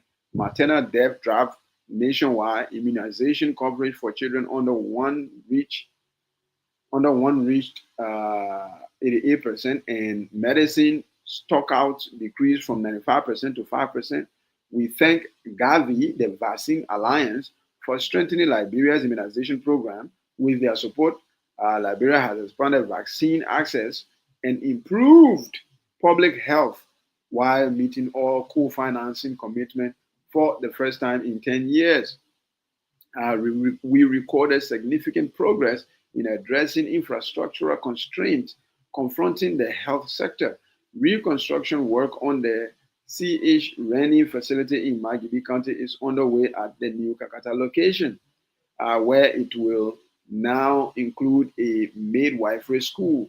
Construction work on a neuropsychiatric hospital in Bensonville is now at 75%, while all work on the regional diagnostics center in Bond County is at 85%. To support the continuous delivery of quality services in the sector, a new midwifery training program has been initiated at Bonny Community College and budget allocated for the smooth operation of ELWA hospital. Data is vital for planning and response. So the government set up the National Health Intelligence Center to improve data-driven decision making. The system has demonstrated effectiveness as recent data indicate that tuberculosis notification rose by 7.6% over the past year, while incidence and mortality decreased by 28% and 49% respectively. Our effort against drug abuse intensified with the launch of Liberia's first national anti-drug action plan, providing a strategic roadmap to reduce both demand and supply of illicit drugs. By close of the year, over 800 at-risk youth were enrolled in recovery programs. Right? Of course, that is the fight against drugs. We all know how the government has been. When it comes to the fight against drugs, it has been like a light years ahead of the previous government when it comes to the fight against drugs. Right? The president continues speaking, so we continue reading.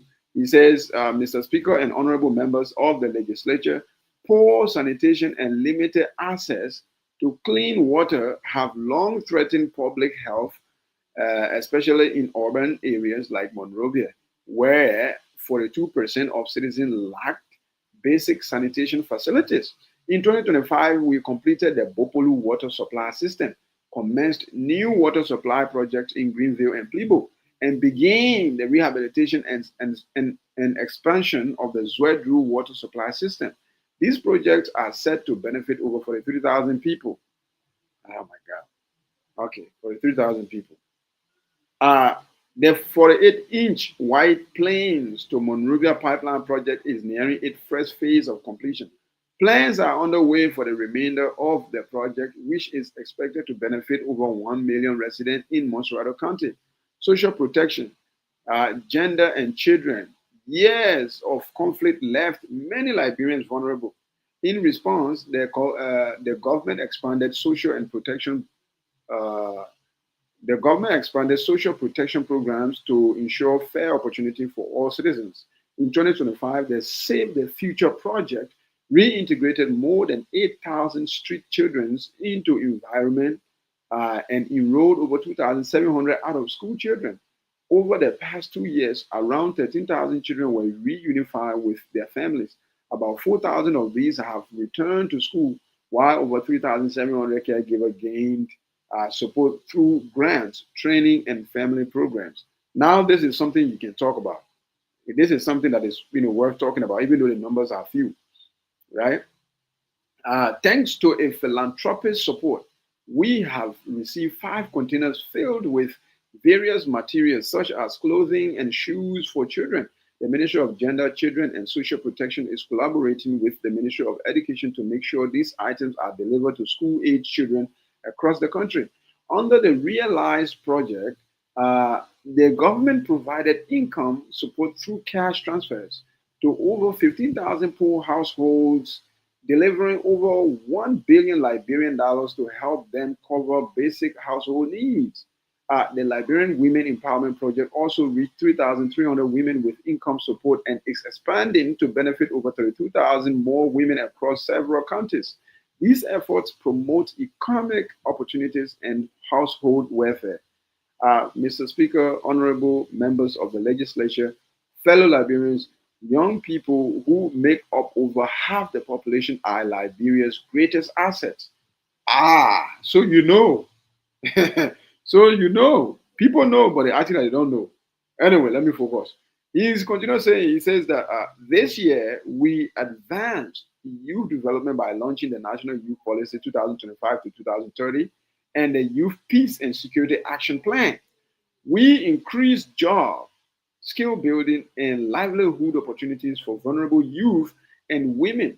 Though the Realize project, more than 15,000 young people received support for income generation and training, and over 1,400 youth completed technical and vocational programs. Mr. Speaker and honorable members of the legislature, distinguished ladies and gentlemen, sports unite people and foster discipline, teamwork, and national pride.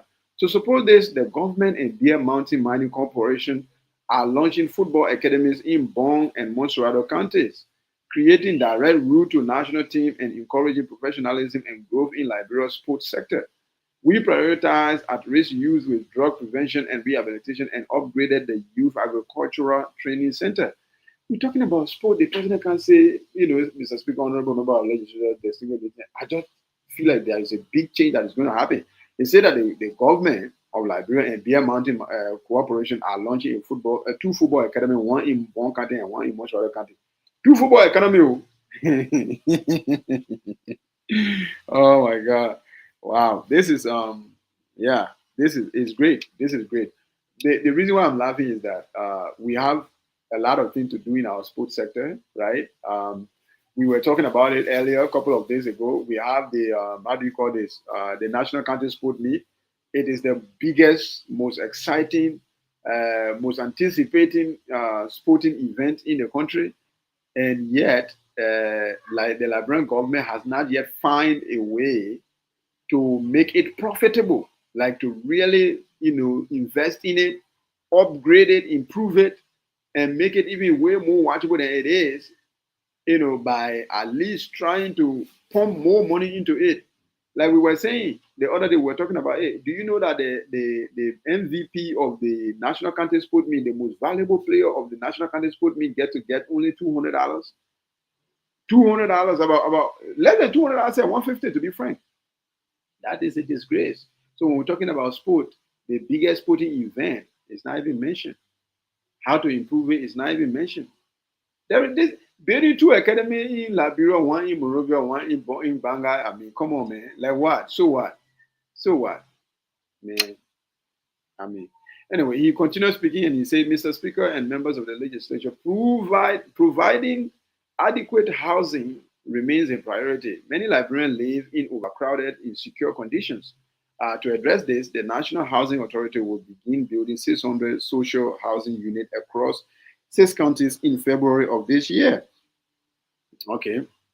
Mr. Speaker and members of the legislature, Liberia's long-standing governance challenges have contributed to weakening our institutions and a decline in public trust. My administration is committed to restoring confidence through strengthening integrity, accountability, and transparency.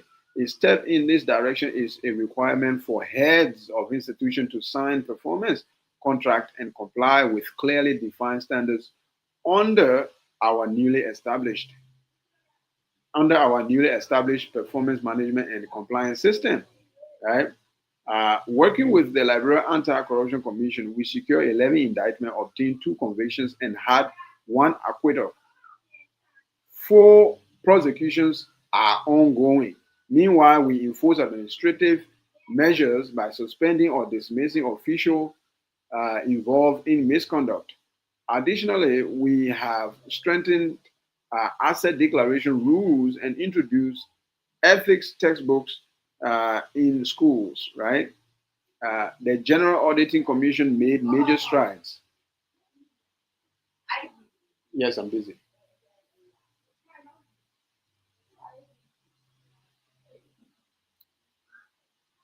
The general auditing, sorry about that, right? The General Auditing Commission made major strides, completing 94% of one. I mean, sorry. The General Auditing Commission made major strides, completing 94 of 105 audits. This includes this, how do you call it, the domestic debt audit from 2018 to 2023, which rejected over 704 million United States dollars in unsupported claims. For the first time, a system audit of the House of Representatives for 2021 to 2024 was conducted, with the report expected in March 2026. Right. Compliance with audit recommendation rose from 13% in 2024 to 37% in 2025. And we will keep working with the legislature to ensure the General Auditing Commission can fully carry out its constitutional duty to protect the public interest. My government is advancing legal reform to make e-procurement the standard and to promote fair, inclusive participation. In 2025, the Public Procurement and Concessions Commission moved Liberia's procurement system forward by expanding electronic procurement and strengthening oversight in over 50 public entities. These steps will tighten controls, reduce waste, and support the arrest agenda for inclusive development. Security and justice. Okay. He continues speaking. He said, in 2025, justice and security were strengthened by expanding access to justice, improving criminal prosecutions, and upgrading correctional and judicial facilities. Logistical support to key law enforcement agencies was enhanced. The Liberia Drug Enforcement Agency seized nearly 10 metric tons of illicit drugs and arrested over 550 suspects, while the Immigration Service enhanced border security and migration processes. Okay. The Liberia National Fire Service boasted emergency response with more than 10 new fire engines and other firefighting equipment. The initiative have increased public trust in the justice and security system compared to pre-2024 level. To address congestion at the Edward B. Kessel Military Barrack, we renovated the camp Jones Military Barrack in Magibi and Camp Grant Military Barrack in Nimba County. Oh my God. So they want that to be included in the presidential statement. I mean, come on. It is, you know what? I don't want to criticize again. I just want to finish this. Literally, this has accommodated the relocation over 600 soldiers, improving living conditions for our military families. During the year under review, we made significant progress in improving the civil service. We placed more than 3,400 long-serving volunteers in education and health onto the national payroll to boost um, memorable and productivity. Yeah, to boost. I say memorable. What is happening to me? To boost morale and productivity, we increased the salaries for over 23,000 frontline workers in health, education, and security and agriculture. Right. We also strengthening the system for the future. Merit-based hiring is being reinforced through a new civil service testing center, and staff welfare is improving through automated legal services. Finally, we are committed to investing in our employees by offering a 50% salary advance option. What do you mean? We are committed to investing in our employees by offering a 50% salary advance option, expanding long-term loan programs, and providing additional training opportunities both at home and abroad. You have to be careful with that, though, if I understand what that means. But anyway, he continued reading and says that, I mean, he continued speaking, so I continued reading as he says, my administration strengthened protection by enforcing key environmental and biodiversity laws, updating climate commitments, improving access to climate finance, including the establishment of the Carbon Market Authority. Additionally, we took steps to further conserve our treasured flora and fauna by initiating a process of clearing the Sapo National Park of intruders to open it up for tourism and other attractions. We also established a modern environmental laboratory, ratified the biodiversity beyond national jurisdiction, uh, beyond national beyond national jurisdiction agreement, right? And decentralized environmental governance, yeah, and decentralized environmental governance. Let me read that again. We also established a modern environmental laboratory, ratified the biodiversity beyond national jurisdiction agreement, and decentralized environmental governance. Liberia remains committed to responsible stewardship, ensuring that environmental protection, economic growth, and proper prosperity advance together for this generation and the next. Honorable members of the legislature, land governance remains a persistent challenge that affects livelihood, food security, culture, the economic development, and climate change. Poor management and climate change, yeah. Poor management has led to land grabs, disputes, and social conflict. In 2024, we imposed a moratorium. A moratorium. Wow, that is crazy. Uh, in 2024, we imposed a moratorium on public land sales to prevent speculative land grabs. It was lifted only after establishing clear guidelines.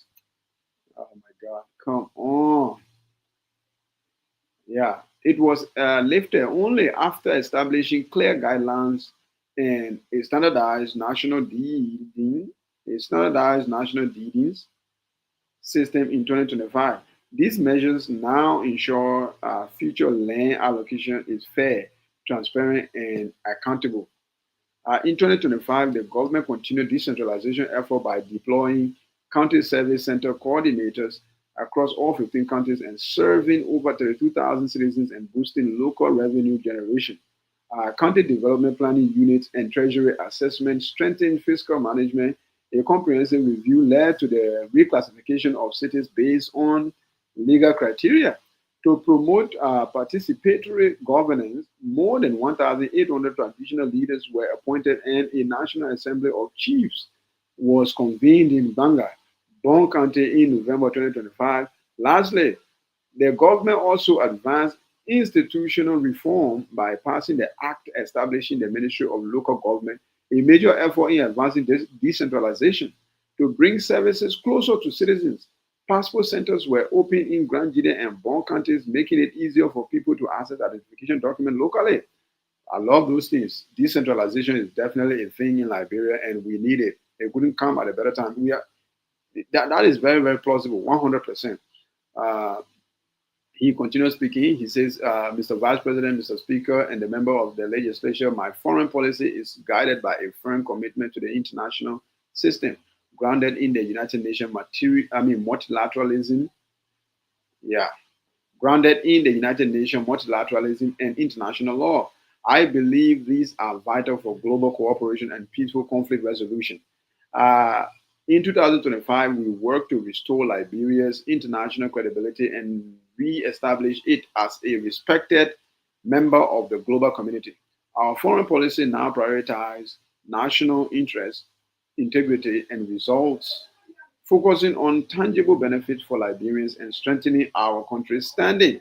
Liberia's election to a non-permanent United Nations Security Council seat for 2026-2027 with 181 out of 193 General Assembly votes demonstrate renewed global confidence in our leadership. This historic achievement raises Liberia's profile and enables us to contribute to international peace with emphasis on women, youth, climate, and stability in our region. Liberia continues to play leading roles in ECOWAS, the Mano River Union, and the African Union. We have also deepened our bilateral relations with the with the United States of America, evidenced by extending B1, B2 visa validity for Liberians. This is crazy. They definitely put it on here. Oh my God. Oh, come on, please. Yeah, I will read that again. It says, Liberia continue to play leading role in ECOWAS, the Mano River Union, and the African Union. We have also deepened our bilateral relations with the United States of America, evidenced by extending B1, B2 visa validity for Liberians from 12 months to 36 months and launching a $124 million health partnership. Like, bro. So you're still talking about a B1, B2 visa validity from 12 months to 36 months after America just released that they put Liberia on a list of countries that they now accepting no visa from. You still managed to put the one in the president's speech. This is not an achievement. This is not an achievement. This is in fact shameful. Literally shameful. Even before America put Liberia on that list that Liberians are not, the Liberian visa application will be rejected. On application, they will be rejected.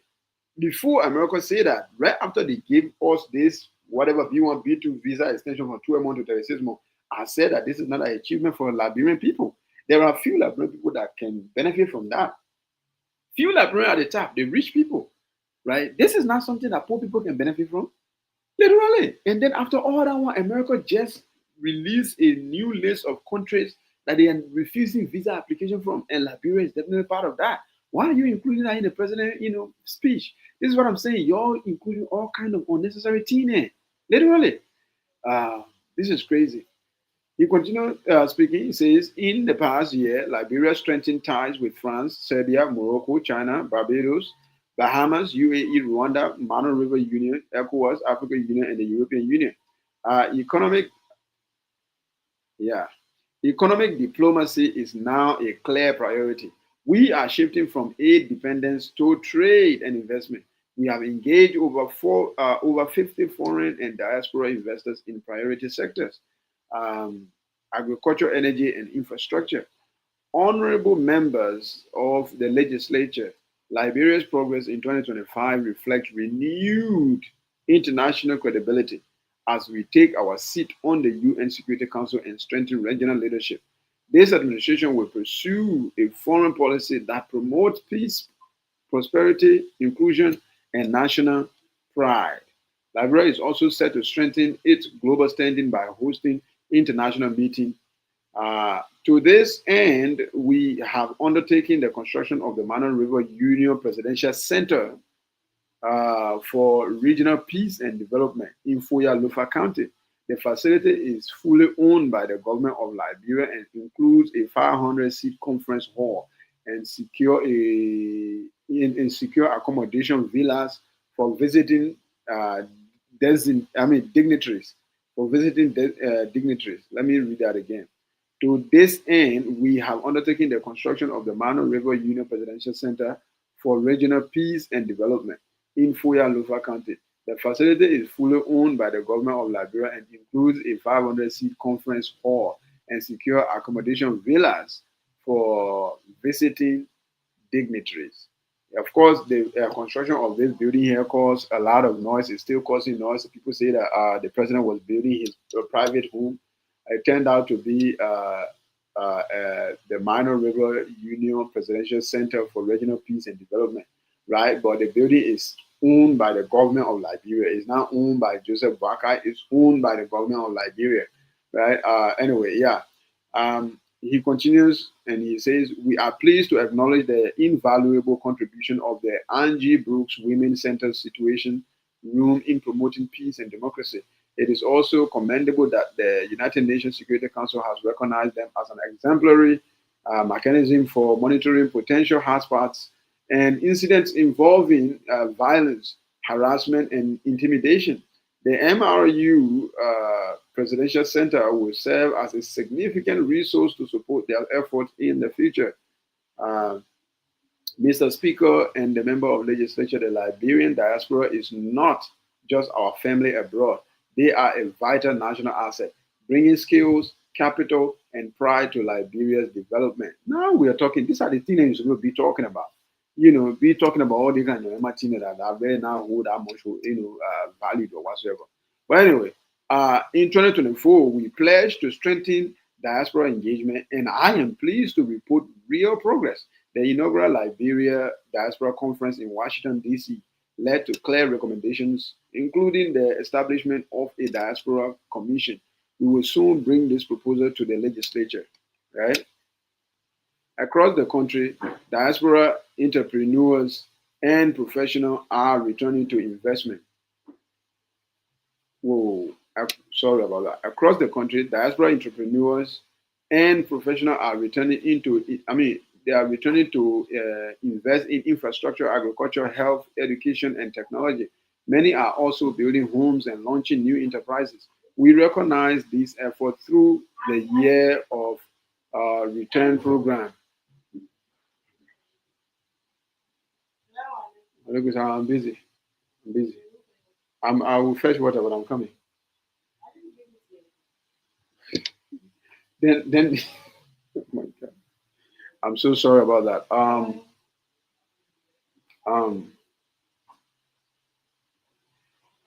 Yeah, I'm so sorry about that. But I'll have to read that again. Across the country, diaspora entrepreneurs and professionals are returning to invest.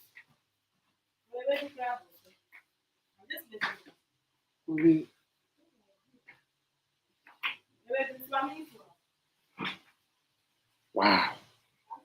People don't know how to not disturb other people. I swear to God, this is crazy. I'm so sorry about this. I'm being disturbed by my neighbors and other people. Yeah, this is again. What was I saying? Across the country, diaspora entrepreneurs and professionals are returning to invest in infrastructure, agriculture.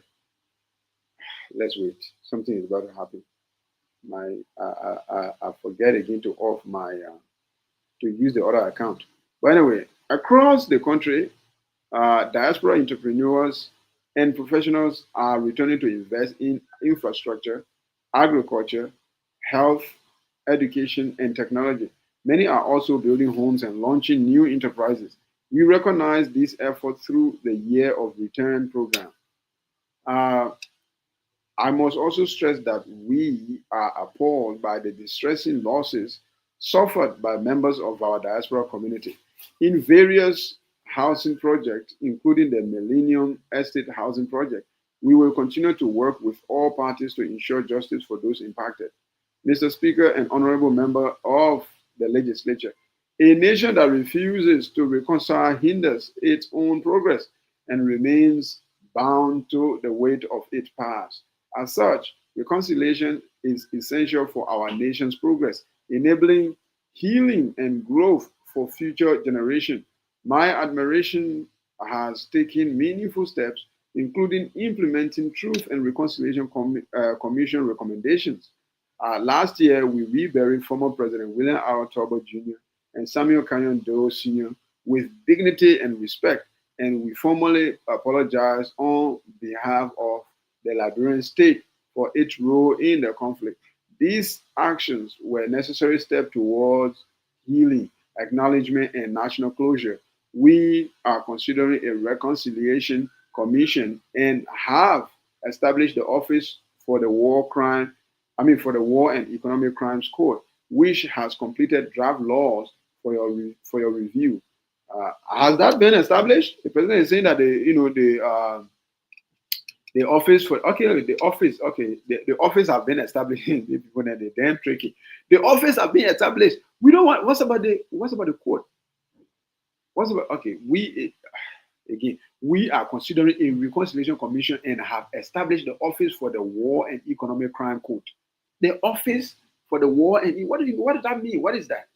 What is that? Somebody let me know. What does that mean? They have established the Office for the War and Economic Crime Court. I don't know. I don't know what that means. Because a lot of people say that when Joseph Boakai become president, they will hold people accountable for the war in Liberia. And this is supposed to be an establishment of a court, not an office. At least according to my understanding. Somebody please make me understand in case I'm getting this wrong. Reconciliation, however, does not mean forgetting, nor does it mean abandoning justice. True reconciliation must include justice to ensure lasting peace for Liberia. Mr. Speaker and members of the legislature, in my address to this honorable body last year, I extended a hand across the political divide and called on our compatriots in the opposition and others to join us in building an inclusive government. Today, I renew that call. Okay. During the year in review, the nation mourned the loss of several prominent citizens. Among these were Judge Luvinia Thompson, former probate court judge and former dean of the Louis Arthur Graham School of Law. These are names of people that passed away that, come on, man. Let's go. Again, making a president who can't read all these names one by one. Why? State of the Union address. Do you know how I can read faster than the president? But I've been here more than an hour now, reading the same thing. The president that is responsible for writing the president's speech, you are doing a terrible, terrible job. Anyway, he continued reading. Mr. Vice President, Madam First Lady. This is the first time actually he addressed the First Lady. Mr. Speaker, Madam Pro Tempore, and member of the legislature, Mr. Chief Justice, Associate Justice, and member of the judiciary, Madam Dean, and members of the cabinet. In conclusion, I invite us to pause for a final moment of truth, guided always by the supreme interest of our country. Beyond the progress we celebrate today, there remain unresolved matters that continue to weigh on our national conscience, affect our dignity, and demand decisive action. Accordingly, I will take the following step without delay. First, I will ensure that we continue to comprehensively review our concession framework to correct historical inequities in the extraction and management of our natural wealth and to ensure that, oh my God, I'm literally on live and this guy is sending messages. But anyway, I've been receiving messages anyway. What was I saying? Where was I? Yeah, this is exactly what I was talking about. In conclusion, I invite us to pause for a final moment of truth, guided always by the supreme interest of our country. Beyond the progress we celebrate today, there remain unresolved matters that continue to weigh on our national conscience, affect our dignity, and demand decisive action. Accordingly, I will take the following steps without delay. First, I will ensure that we continue to comprehensively review our concession framework to correct historical inequities in the extraction and management of our natural wealth and to ensure that Liberia and its people receive fair and lasting benefits. Second, I will take immediate action to resolve the long-standing issue of relocating the Palm Grove Cemetery where, okay, let me wait for this. I'm very, very sorry about it. Excuse me. Secondly, I will take immediate action to resolve the long-standing issue of relocating the Palm Grove Cemetery, where the remains of former uh, president and other distinguished citizens lie. This is a matter of national honor, historical responsibility, and respect for those who served our republic. Third, I will act to rehabilitate decaying public buildings in Monrovia and across the country, restoring dignity to public service and safeguarding national asset for future generations. I love that 100%. Trying to rehabilitate those buildings that are already destroyed, that have been there, nobody living there, like that big hotel. I don't know how to call it. Is it Hotel Africa? Or, well, I think there's a name for it, man. The hotel building that I should speak visited. A lot of people always visit that place. It's a very, very, big site, in Liberia, and a lot of tourists visit. Oh. It's a site that a lot of people visit in Liberia, and but the building is still, even I should speak, even ask that question: why is it that the building is still in this structure? Why you can't fix it? You know what I mean? But the president is talking about he would do it, right? And this is good, right? Um, yeah. Third, I will act to rehabilitate. Okay, yeah, we have read that. Fourth, I will initiate the process of laying out major cities throughout Liberia. What? I will initiate the process of laying out major cities throughout Liberia, consistent with recent decentralization initiative and in accordance with the newly enacted zoning law of Liberia. Mr. President, how are you going to do that? I will initiate the process of well, anyway, you can initiate it. You can initiate it. Yeah, it makes sense.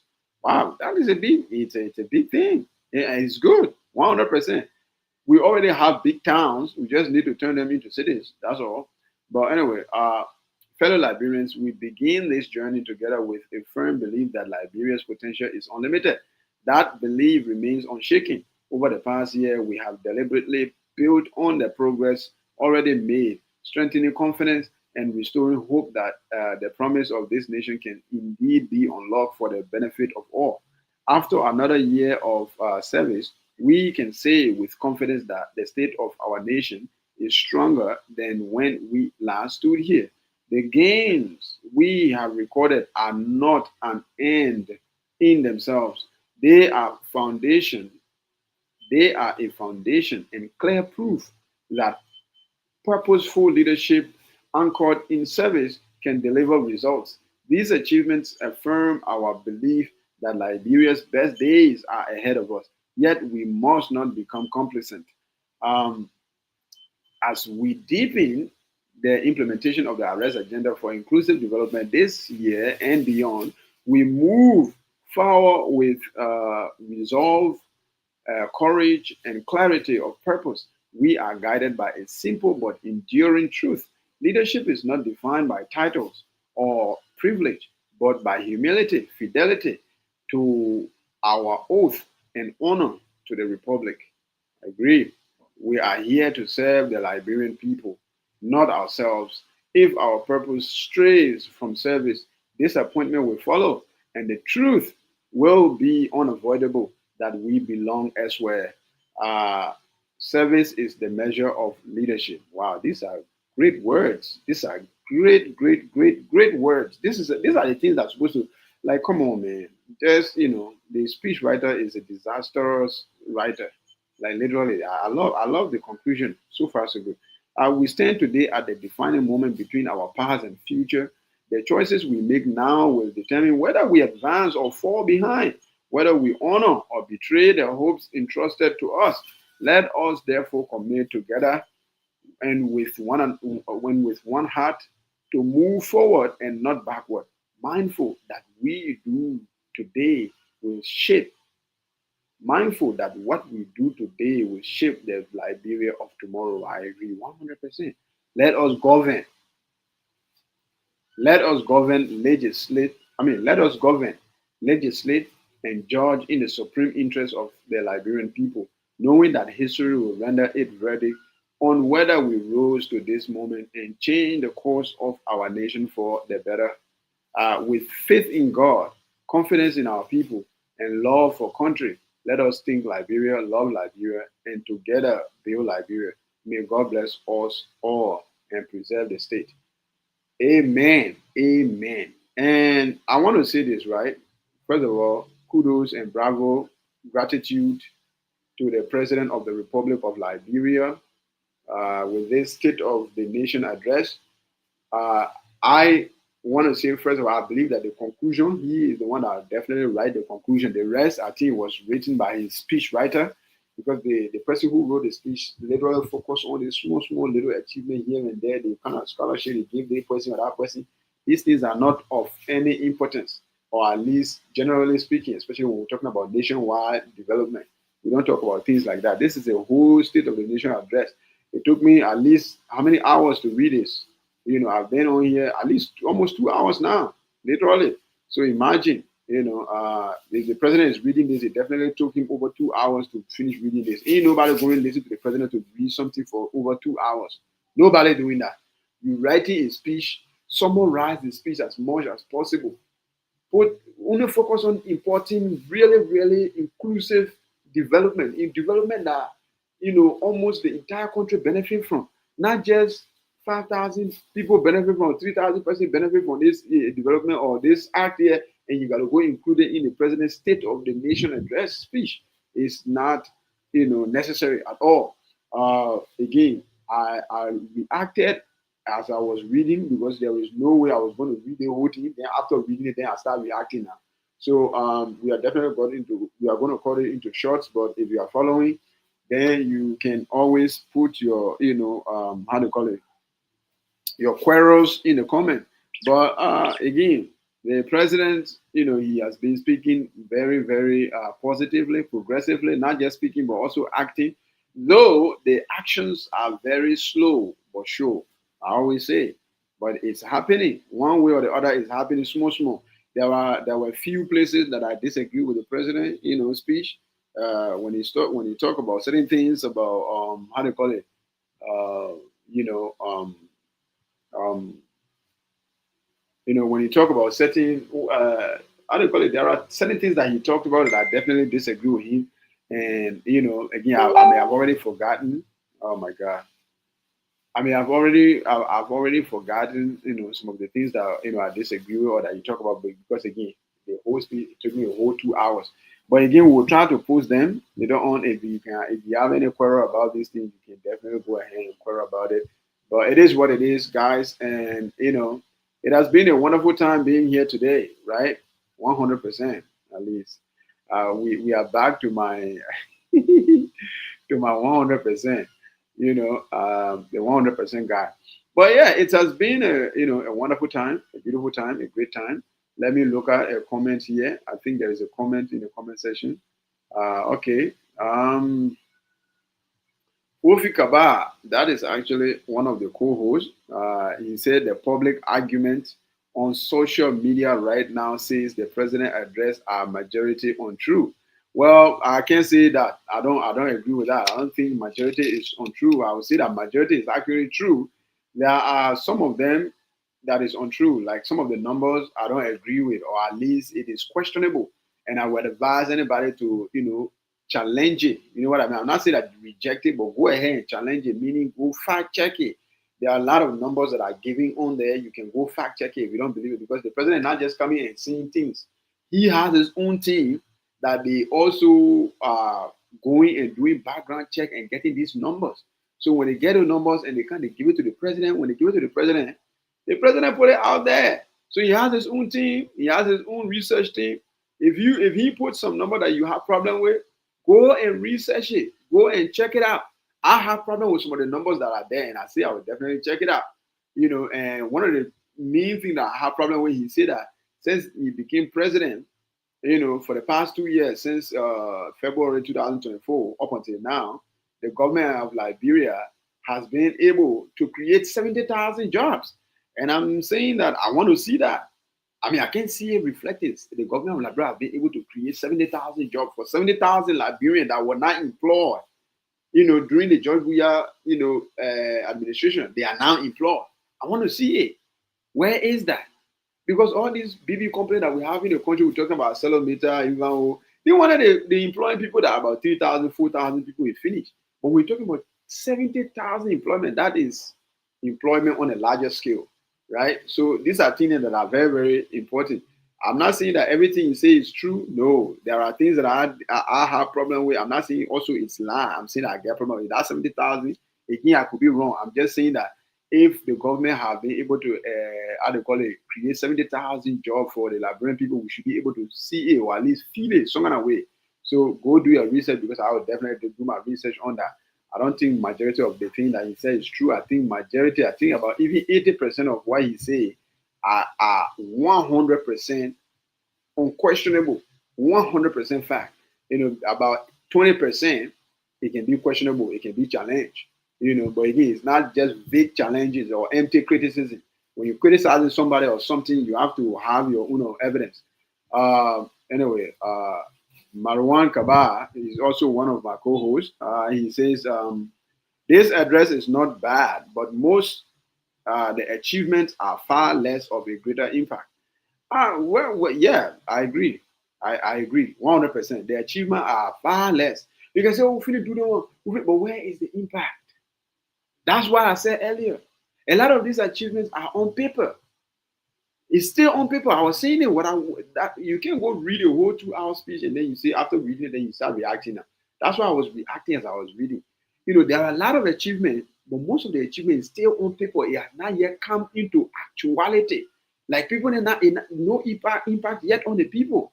And so again, it's almost like the fact that the president is still staying on some of these words, still preaching these same messages. It kind of still giving me hope. Literally, it's kind of still giving me hope that in the next 1 year or 2 years, we will see some of this progress actually coming into actualization. Because my main problem with any government in Liberia is job creation, meaning for the people, for the young people, the youth. And they are the future. If you can't create job for them, any government, any president coming to power, if you cannot create job for how they call it, young people, you have failed Liberia. That's what it is. So he's talking about, at least by the end of this year or by the end of next year, there should be about at least 200,000, job created for young people. And that will be a huge progress. I'm looking forward to see that, right? Yeah, Marwan have another comment here. Let's address it. He said creating new government entities that already have existing that are supposed to be tasked with said new policy is not just another burden on Liberia. It's not what do you mean? It's not just another burden in Liberia. I don't understand. But those new sectors or new entities that are being created, I don't think I have any problem with any of those entities that the president is creating. Like there are old sectors like the Ministry of Internal Affairs that have now been like you know uh, uh, turned into the Ministry of Local Governance or local government. If I'm not making mistake, it's a good idea, 100%. There are a lot of things that are being changing. I mean, that have been changed, and a lot of new entities that are being created. And I think they are all serving a very, very good purpose, great purpose. As a matter of fact, I don't have any problem with it. We have a system of 1847. That's the system we have, and we need, not just any change, but we need improvement, right? The world is changing, and you have to change along with it or you would definitely get left behind. And I think this is what the president is trying to do. But we have been here for 2 hours 30 minutes. Imagine 2 hours 30 minutes on one speech. It is wonderful, and we appreciate everything. We appreciate all the likes, all the comments, and if you are not following, you are watching, please go ahead and follow us. Follow us, so that every time we go on live, you'll be able to find you'll be able to be notified that we are on here. Marwan have another comment, so let's get through into that before we can call it a day.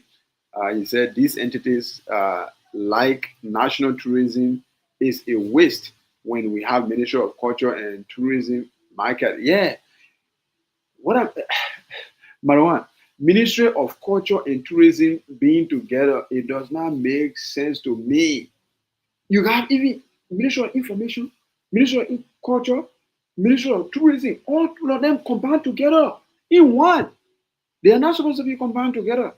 You go to any country, Ministry of Culture that is a whole ministry by itself. Ministry of Information is a whole ministry by itself. Ministry of Tourism is a whole ministry by itself. These are giant, giant, giant sectors that you cannot just combine all of them together. You know, when you combine all of them together, it means that you really not get that much value for them. You're not really, putting effort into any of them. That's why you combine them together. I would like for you to go online right now. You go search for all the ministry in Ghana. You will see how many ministries Ghana get. You will see that Ministry of Culture is different from Ministry of Information and Ministry of Tourism. These are ministries that are supposed to be on their own because the sectors are too big. Ministry of Tourism is supposed to be one of the biggest ministry. Almost every country today, their number one source of income is tourism. You can put Information Ministry, Culture Ministry, and Tourism Ministry into one and call it one ministry. That means that you're just putting less and less efforts in them. That's why.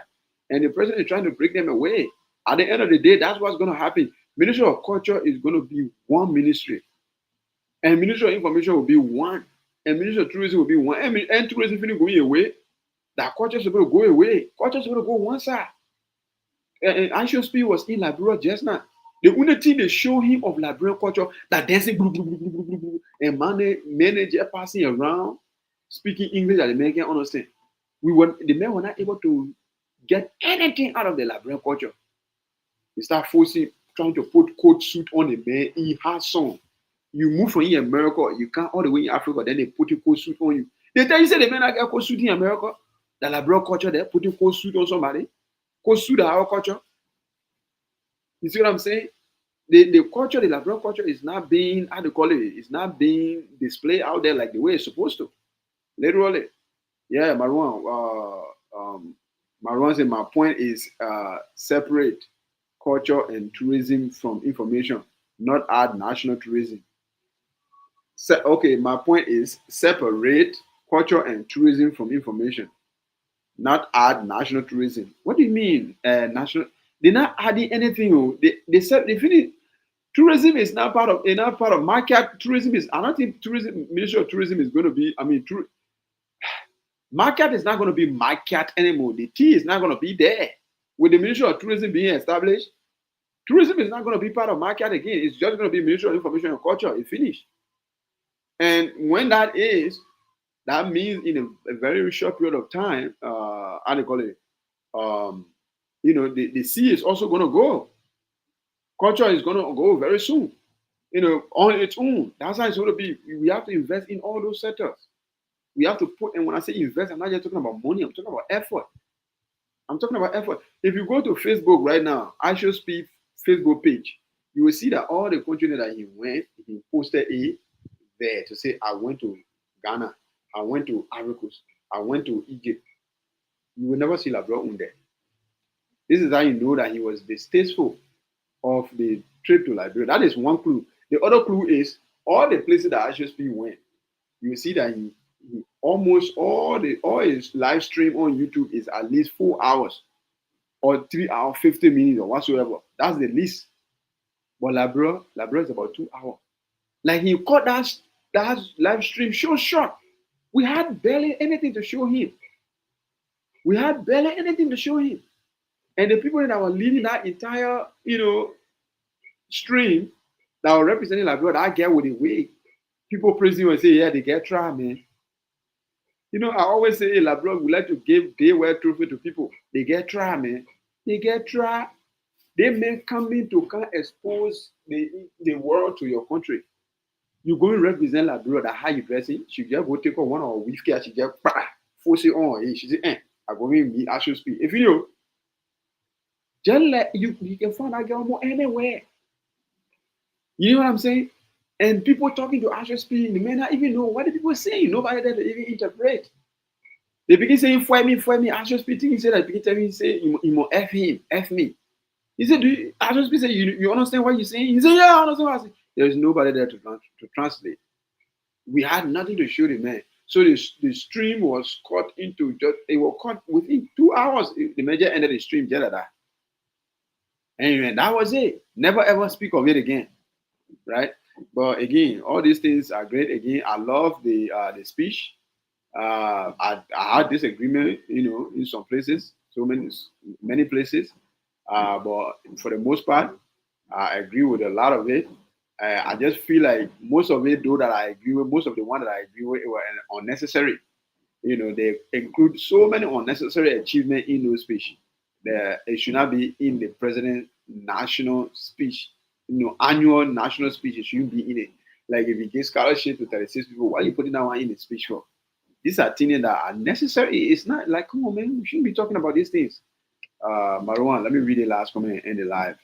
He said, for actual speed, I would have rather had Loretta BCC be his guy. She has experienced Liberia nationally. Well, again, it's not just about somebody. It's about also the dress code. You're supposed to go represent Liberia to actual speed, the biggest streamer in the world, and you dressing in some kind of trouser with some kind of blouse, and you get weave cap. Like you just looking at one lady that passing around in America, one of the Black American sisters that just living on outside, literally outside in the street. There is nothing Liberian about anything that girl was wearing. And like it was crazy. That's why the man ended the stream so quickly. So quickly, and I'm still on there because the stream was not going nowhere. There was nothing interesting. But anyway, it is what it is. That is the president's speech. Again, the person that is writing the speech for the president, that's my last advice. The person that is writing the speech for the president, that person need to change his style of writing, or he has to be changed. Somebody need to put words in the president's ear, man. Nobody listening to you to go speak for 2 hours. Nobody listening to you to speak for 2 hours. Why are you speaking for 2 hours for? Summarize your achievement. You want to talk about things that you have achieved and things that you want to achieve. Summarize it. You want to talk about, we do the other one here. We open something here. We help 36 people and they were sick. They almost died. You want to include that one in the president's speech? And you know how slow of a speech, a speaker the president is. So that 2 hour speech, forget it, going 4 hours. Ain't nobody going to listen to that one. You sitting down, the president giving the speech at the 5:15 minute. You want to look at your phone. Ain't nobody coming wait here for 4 hours. One person just talking. Even it is the most beautiful thing, the talking set, people get tired of it. Is it too much of anything that nonsense? You have to change your writing style, bro. Try to summarize these things. That not every little thing the president did for the past 1 year that you have to include everything in the main speech. It makes absolutely no sense. So that's it, guys. Have a great, afternoon, good evening, good morning, wherever it is that you are watching from. This is my opinion podcast where everybody's opinions matters. Don't forget to, follow us and, leave your comments in the comment section. Good days, guys.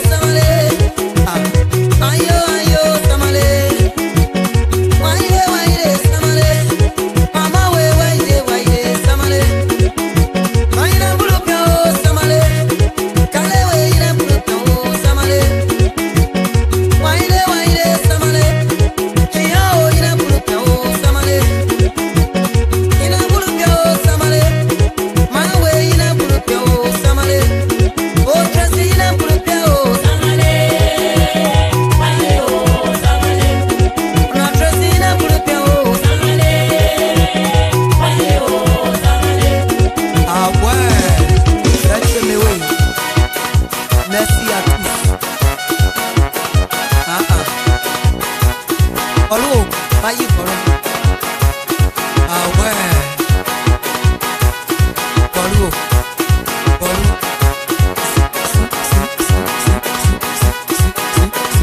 Ah, nothing your body buy you polo yo. Simple mistake, you out. Watch yourself. Watch yourself. Just sit your pan away. Everybody catch your pan. Elan, single file. Simple mistake you out. Ah, Karika, Lily Land, let's pray everybody. Judge man and we are. Just sit your pan away. Ah, single file. Simple mistake you out. I see somebody, you lie. Watch yourself. Watch yourself. Just sit your pan away. Catch your pan up. Ah, where?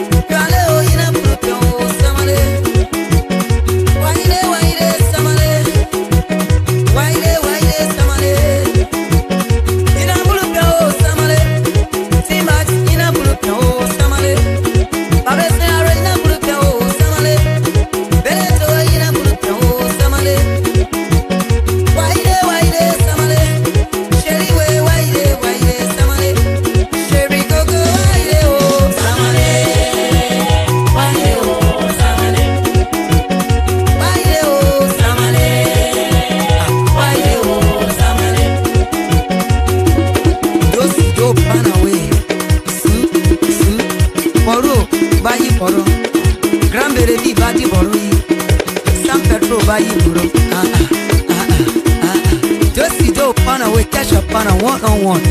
Make your circle, yeah? No mistake. Simple mistake, you out. Wash your panel, just do. I should come to you. Just walk away with your panel. Just do. Just do. Just do. Ha ha ha ha. Ayo, ayo, samale. Lele